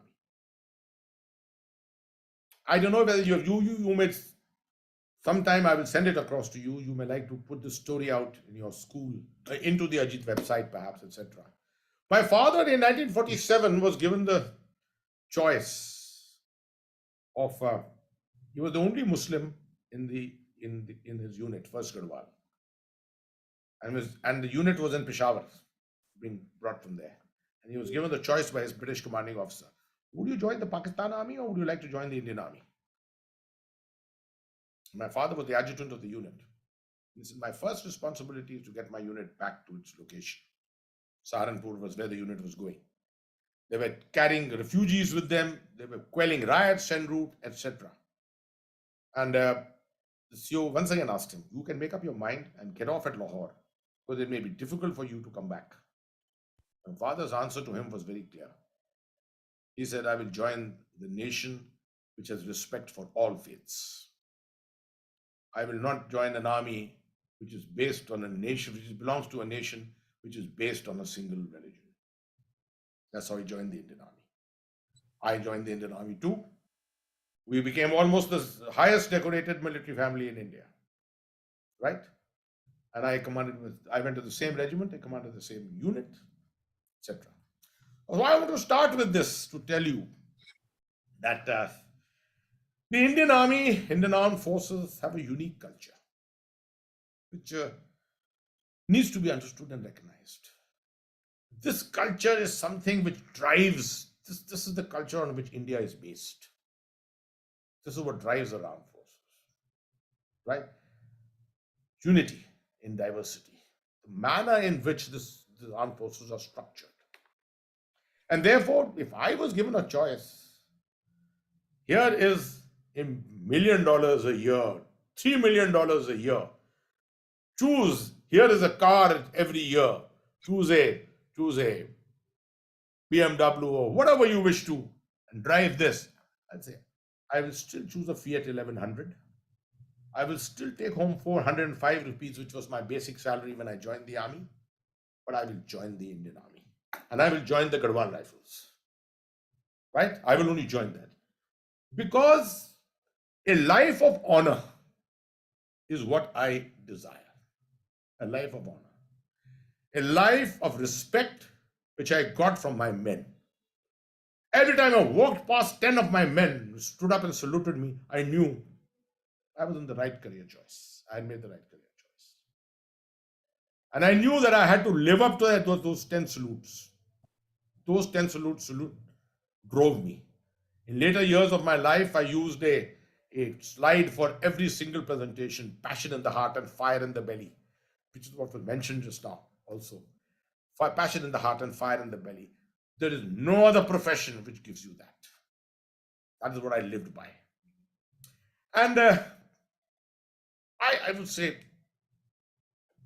there are professions which are honest. There are professions which are passionate. There are professions which contribute as much or much more, perhaps. It's your calling. It's your calling, definitely.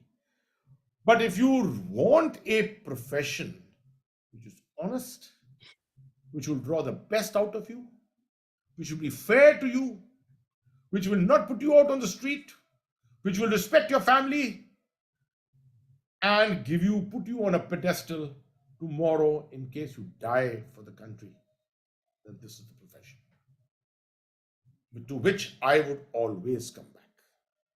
For the sake of those 10 salutes, for the sake of the passion I see in the eyes of my men, I would always rejoin the Indian Armed Forces, the Indian Army, and the Garhwal Rifles. Thank you. Exceptional, sir. Exceptional answer, sir. And thanks for that wonderful nugget regarding your father and how you joined the 4 Garhwal Rifles yourself. I know we have many more stories about Jai Bhadri Vishal. Maybe some other time we'll again request you to grace the occasion, sir. We also have a few management students with us. There's one Srinjini Saha from the Doon School, Business School, Dehradun. Is she around? Will she be able to take that question herself? Yeah, she will be. Yeah, Srinjini, please go ahead with your question. Yeah, you can unmute Sanjini. Okay, sir. Thank you. Good evening, sir. I'm Srinjini Saha. I'm a management student, first year from Doon Business School. This session has been really insightful and informative so far, and I really found it very intriguing and interesting what all you talked about, especially the part about the Indo-Pakistani hybrid war, the strongest strategy conceived by Pakistan, and the geopolitical reset caused by the global pandemic. So as a management student myself, I have a question for you. The question is, what would you suggest management students, like what should they follow to build a successful career in the corporate world, which connects to even strengthen the strategy advantage over our military enemies? Thank you. Thank you very much for that question. I'm traveling on the 17th to Kochi and speaking to a very, very large corporate house. It's on my record. I've done 53 talks to corporate houses so far. Some very big ones: Deloitte, KPMG, Hindustan Unilever, etc. Each one I have learned from them more than what I have delivered to them. So I have great respect for the management community of India. But at the end of the day, my message, which I always leave behind for most corporate houses, is that you're very good at financial management. You're very good at resource management. You're very good at strategic management. You may be very good at information management. You may be very good at communication management. You may be very good at capital management. The one thing in India I find the corporates are not good at is human resource management, personal management. Because somewhere down the line, you haven't learned this from the armed forces. That's where the armed forces can teach you a tremendous amount, right? And I quote examples and examples. The credo which I coined for the military secretary's branch, which is the human resource management branch of the Indian Army Officer Cadre. The credo I coined for them was play friend, not God. Because the human resource element, the HR element of every company in India thinks they are God. They are the ones who dictate everything to the people, not realizing you are there for the people, not because of the people. You are there for the people. So, a people-centric environment, creating a people-oriented policy, and reaching out to your subordinates, your people, is the more important aspect than the results which you achieve. Because that will give you continuity, that will give you motivation, and that will give you retention, the power of retention. Have you seen in the corporate world how weak is the power of retention? Everyone is willing, there's no loyalty. Am I going to move from Garhwal Rifles to Punjab Regiment to Sikh Regiment to the Rajputana Rifles? No, I am Garhwal Rifles, right? Here, KPMG today, 10,000 rupees more, Deloitte tomorrow. No. How to win that loyalty? How to get that out of you? How to make you a committed KPMG man or a so-and-so company man? Dynamic, at the same time, and concerned, loyalty, integrity. These are the words which I would pay much more attention to than much of the management jargon which is created around technical terms. My answer. Thank you, Shakil. We will just take on one more question, keeping the time in mind. General Baswaraj, my apologies. I have to attend the SONC's son's wedding this evening. Sir. So I'm so sorry that I have run out of time now. So I may have to call it a day. And the SONC happens to be my ex-CSO. Okay, yes, sir. Sure, sir, sure. So I'll just just say a few words. We have been indeed fortunate in having you answer this, speaking to us on this topic and addressing the questions that were posed by the audience. What comes out most is that you spoke from the heart and your words have been truly inspiring. While we have two more sub aspects of this session, maybe we will request you just for a few minutes, because we do have a talk by the president where Dr. Ashok Dalwai, who has been one of the founders of this Ajeet's Knowledge Forum and its prime driver. And Ajeet's Knowledge Forum would not have reached where it has reached today without his tireless efforts.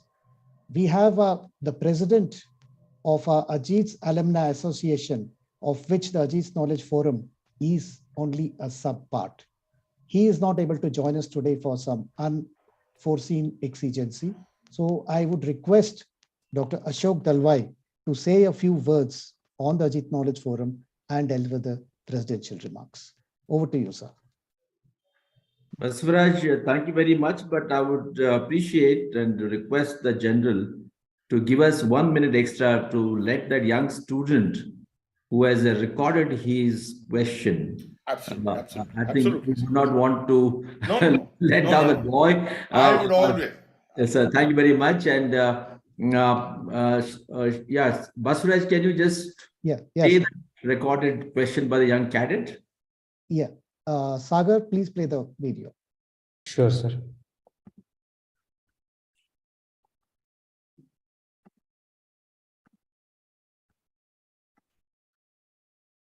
Hope you're able to see the screen, sir. Yes, yes. Yeah. Good evening, everyone. I am Cadet Sankalp of Class 11 from Sainik School, Bijapur. I am here with a query.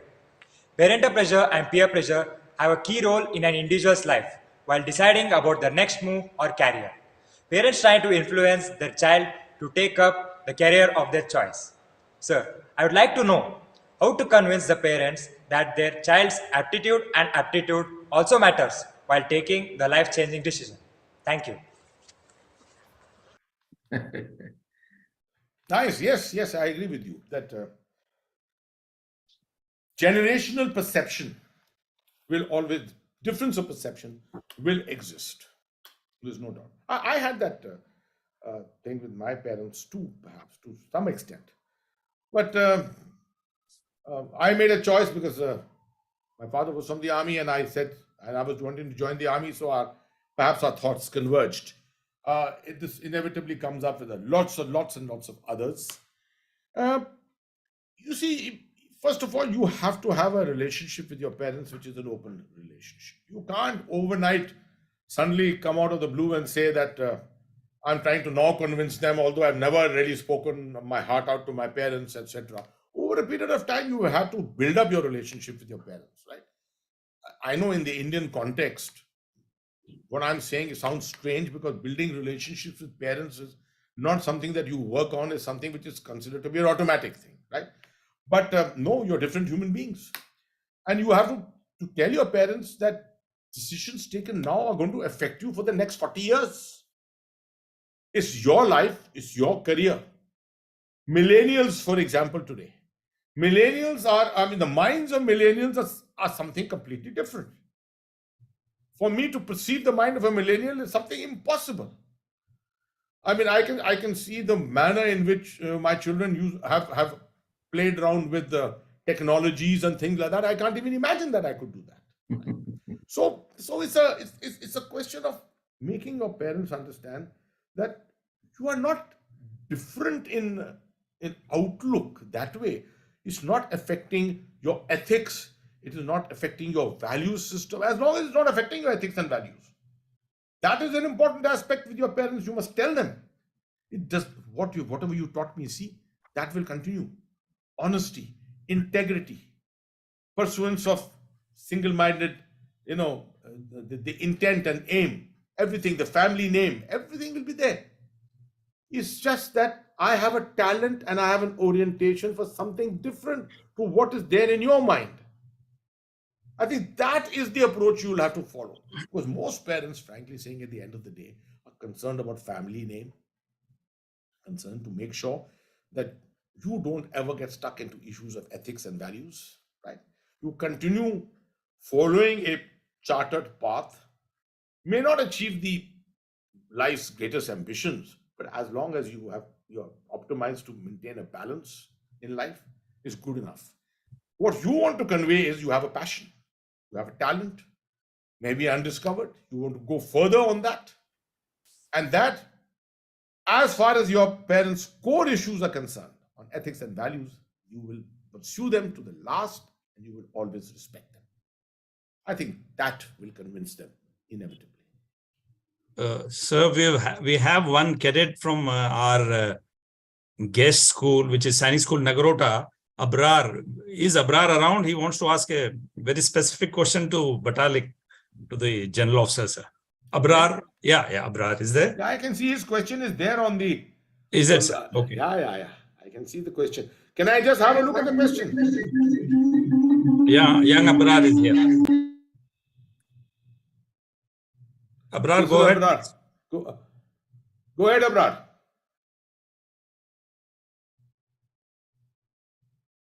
Go ahead.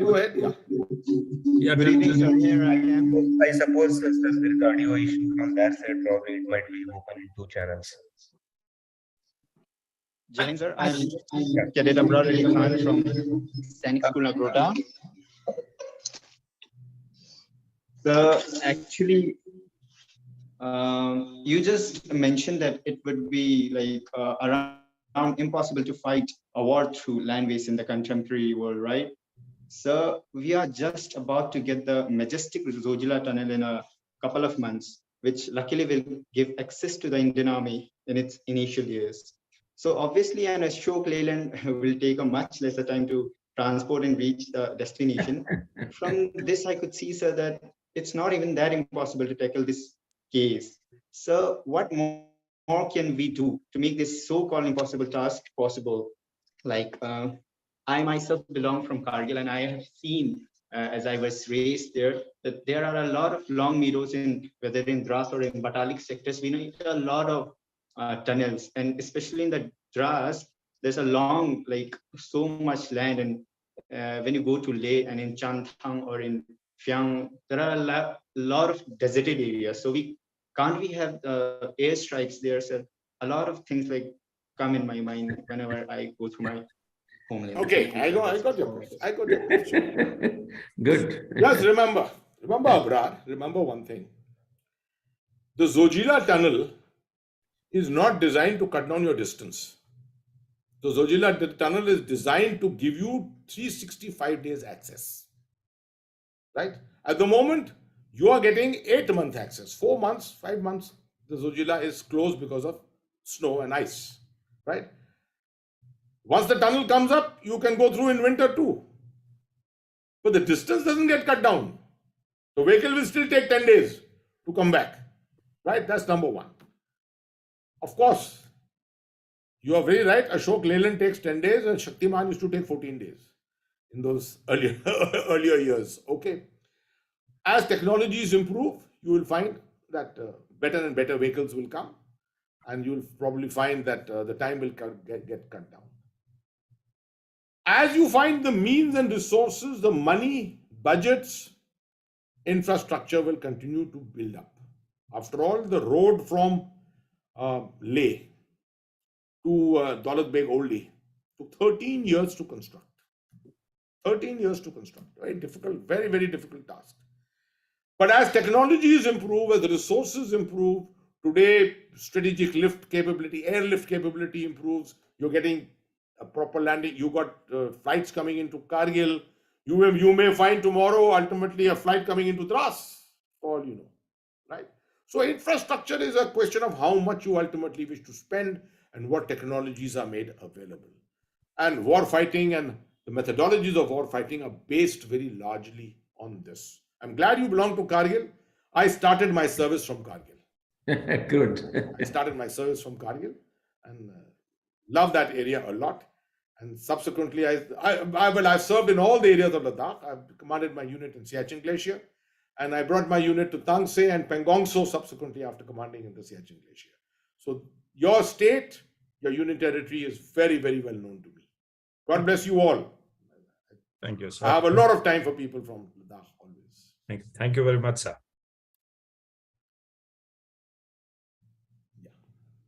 Dr. Ashok Dalwai, sir. Yeah, thank you, General Basraj. First, let me give a big salute to General. Sir, you have let me overcome with the paroxysm of emotions this evening. As I heard to you, along with others, we realize you have served as a feast that comprises a unique cuisine made up of a very unique recipe.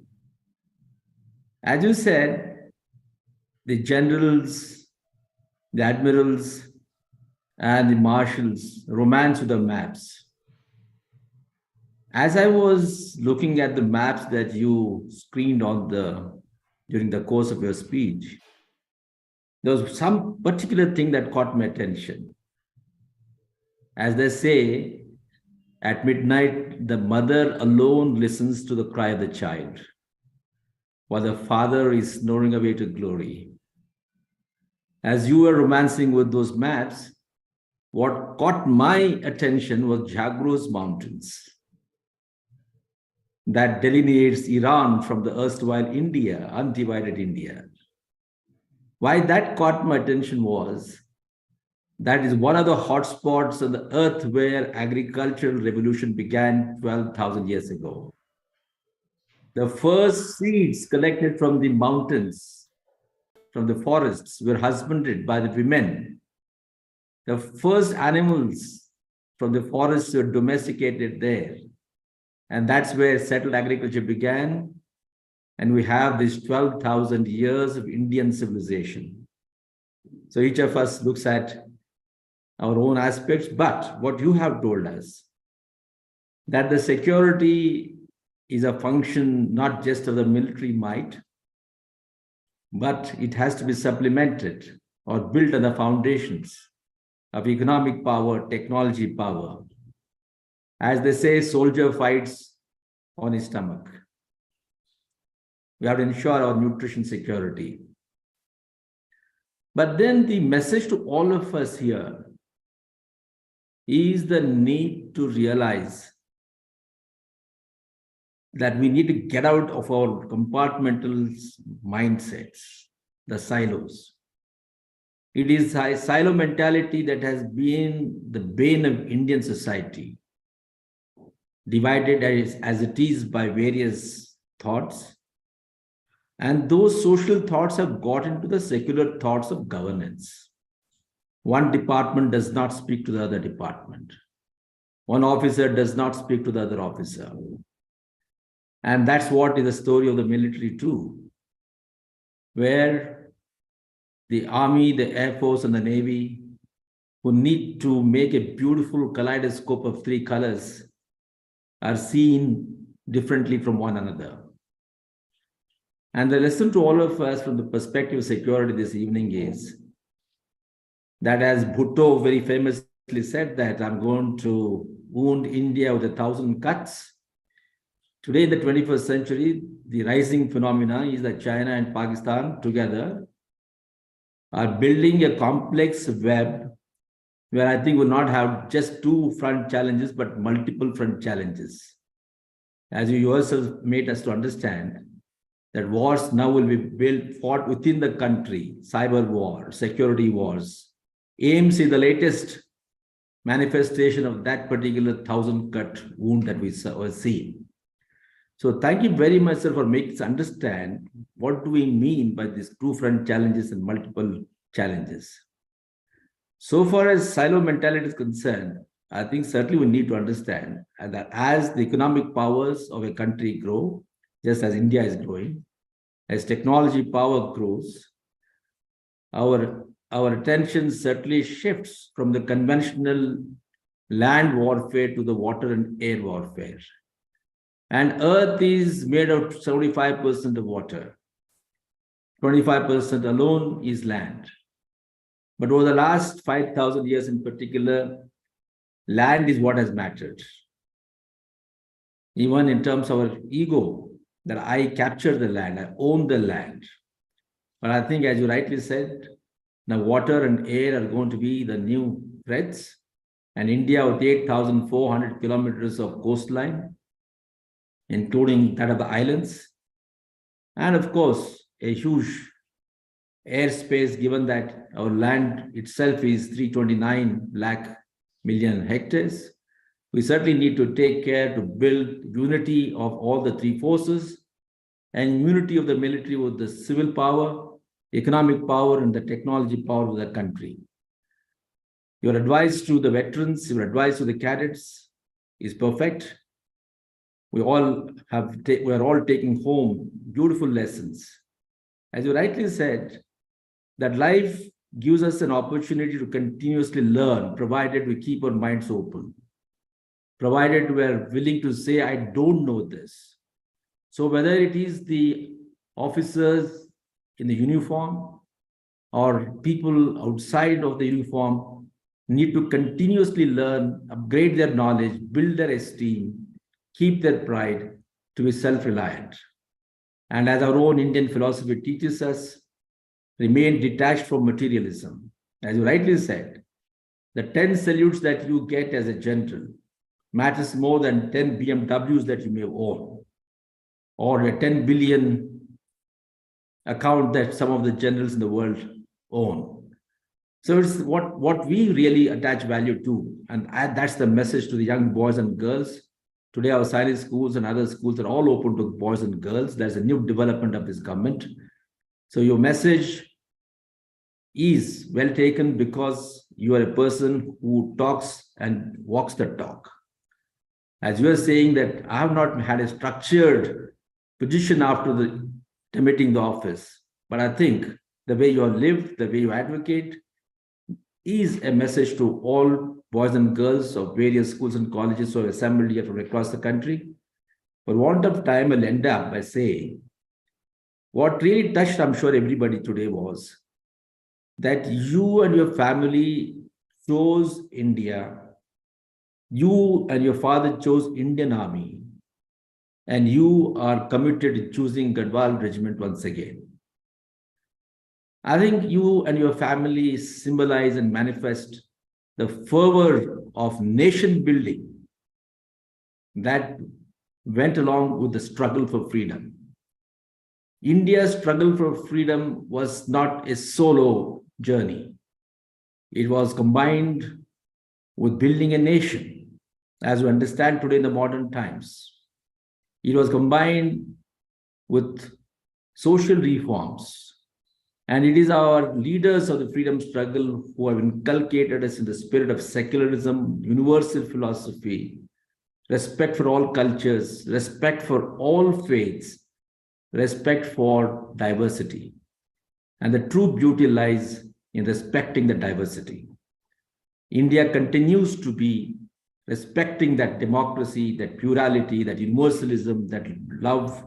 As Honorable Prime Minister keeps saying, that we believe in Vasudhaiva Kutumbakam, and that India in the 21st century is set to become a Vishwa Guru based on ethics and morality, based on economic power, based on technology power. So we salute your father, we salute your family, we salute you. And today we feel that you are a member of our family. All of us of all the Sainik schools across the country, all the schools and colleges who are here, all the Ajeet friends who are here, all the Ajeet family members, including the ladies and young boys and girls who are here. We are personally touched, and I am personally touched too by your humility. And no sooner did I call you, you took no time to say yes. And it was my misfortune that when I came to call on you, I could not see you. But then now you and I are going to work together on the scheme of national disaster management. And so I'll have more opportunities, and it shall be my privilege to be working with you. You are the honorable member of the NDMA, chaired by the Honorable Prime Minister himself. So thank you very much, sir. And so I speak here on behalf of everybody who's here. I also express my words of warmth on behalf of our President, Ajeet Alumni Association, Mr. Gopal Hosur, who is not here. And he conveys his regards to you. Unfortunately, he could not be here. And thank you very much once again. And we look forward to your continued guidance, continued association.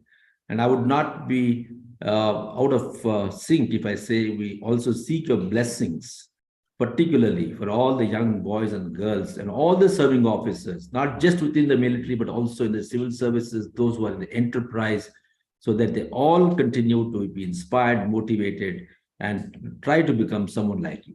So thank you very much, and my salutes to you once again.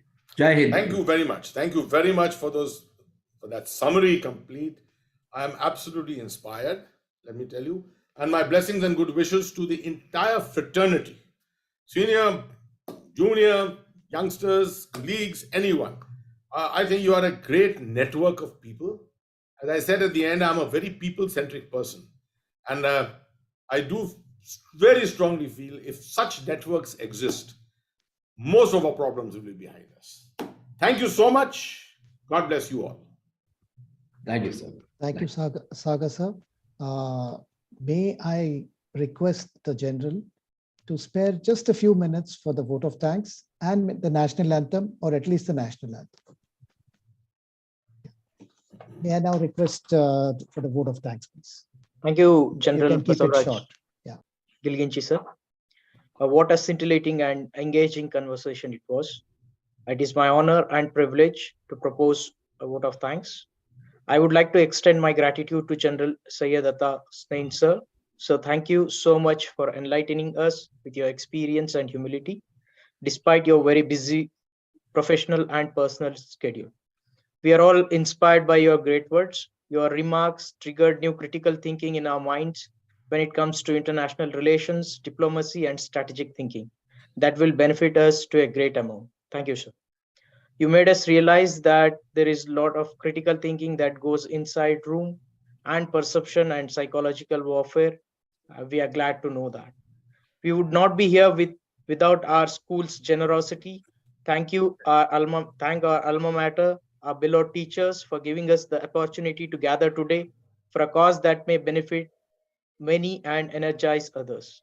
We have been fortunate enough to be backed by our beloved principal group captain Pratibha Bish, Sainik School Bijapur, Vice Principal, Registrar and staff, and thank you all. I would extend my gratitude to Lieutenant Colonel Amit Selot, Vice Principal, Sainik School Nagrota, Commander Negi, Sir, Professor Doon Management School. Thank you so much. Our sincere gratitude also to the principal, administrative staff, and students of Sainik School Kodugu, Sainik School Imphal, Sainik School Golpura, Sainik School Junjun, and Sainik School Nagrota. This also includes Kannada School Examba. Huge round of applause to all the Ajeet families and friends and many young students and aspirants who have joined the event today in large numbers, for it is your support and presence that makes every AKF event a grand success. Our sincere and heartfelt gratitude to Ajeet's Gopal Hosur, Sir, President AAA, our mentor, Colonel BGV Kumar Sir, our observer, Vishwanath Patel Sir, and Dr. Ashok Dalwai Sir for inspiring us to reach for the stars and helping us realize our potential and work as a team. We are indebted to our seniors, General K.N. Midji Sir, AVM, Vikas Ejurvedi Sir, Commodore Arvind Shigaon Sir for such thought-provoking and insightful questions.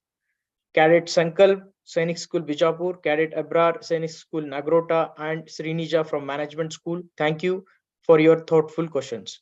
We at Ajeet Knowledge Forum have been fortunate enough to be backed by a team of very motivated and dedicated Ajeets led by Sudarshan Satija Sir.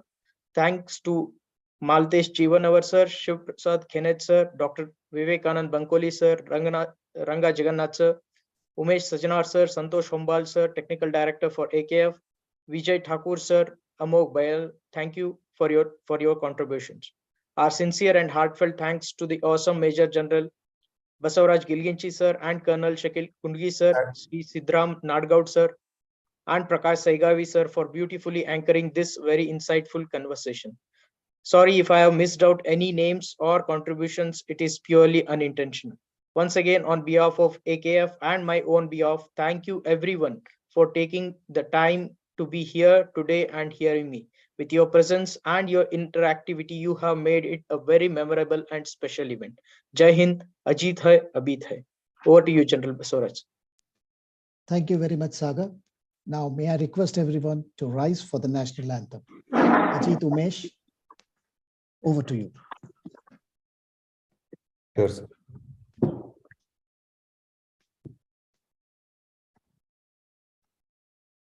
I hope my screen is visible. Yes, sir.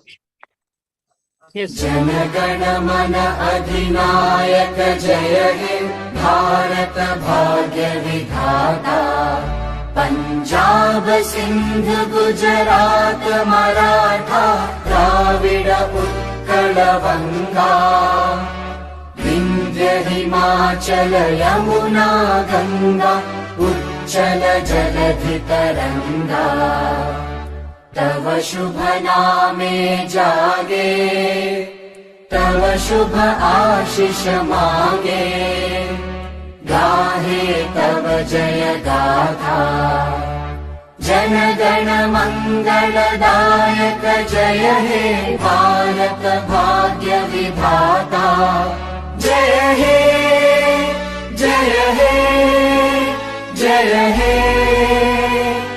जय जय जय जय हे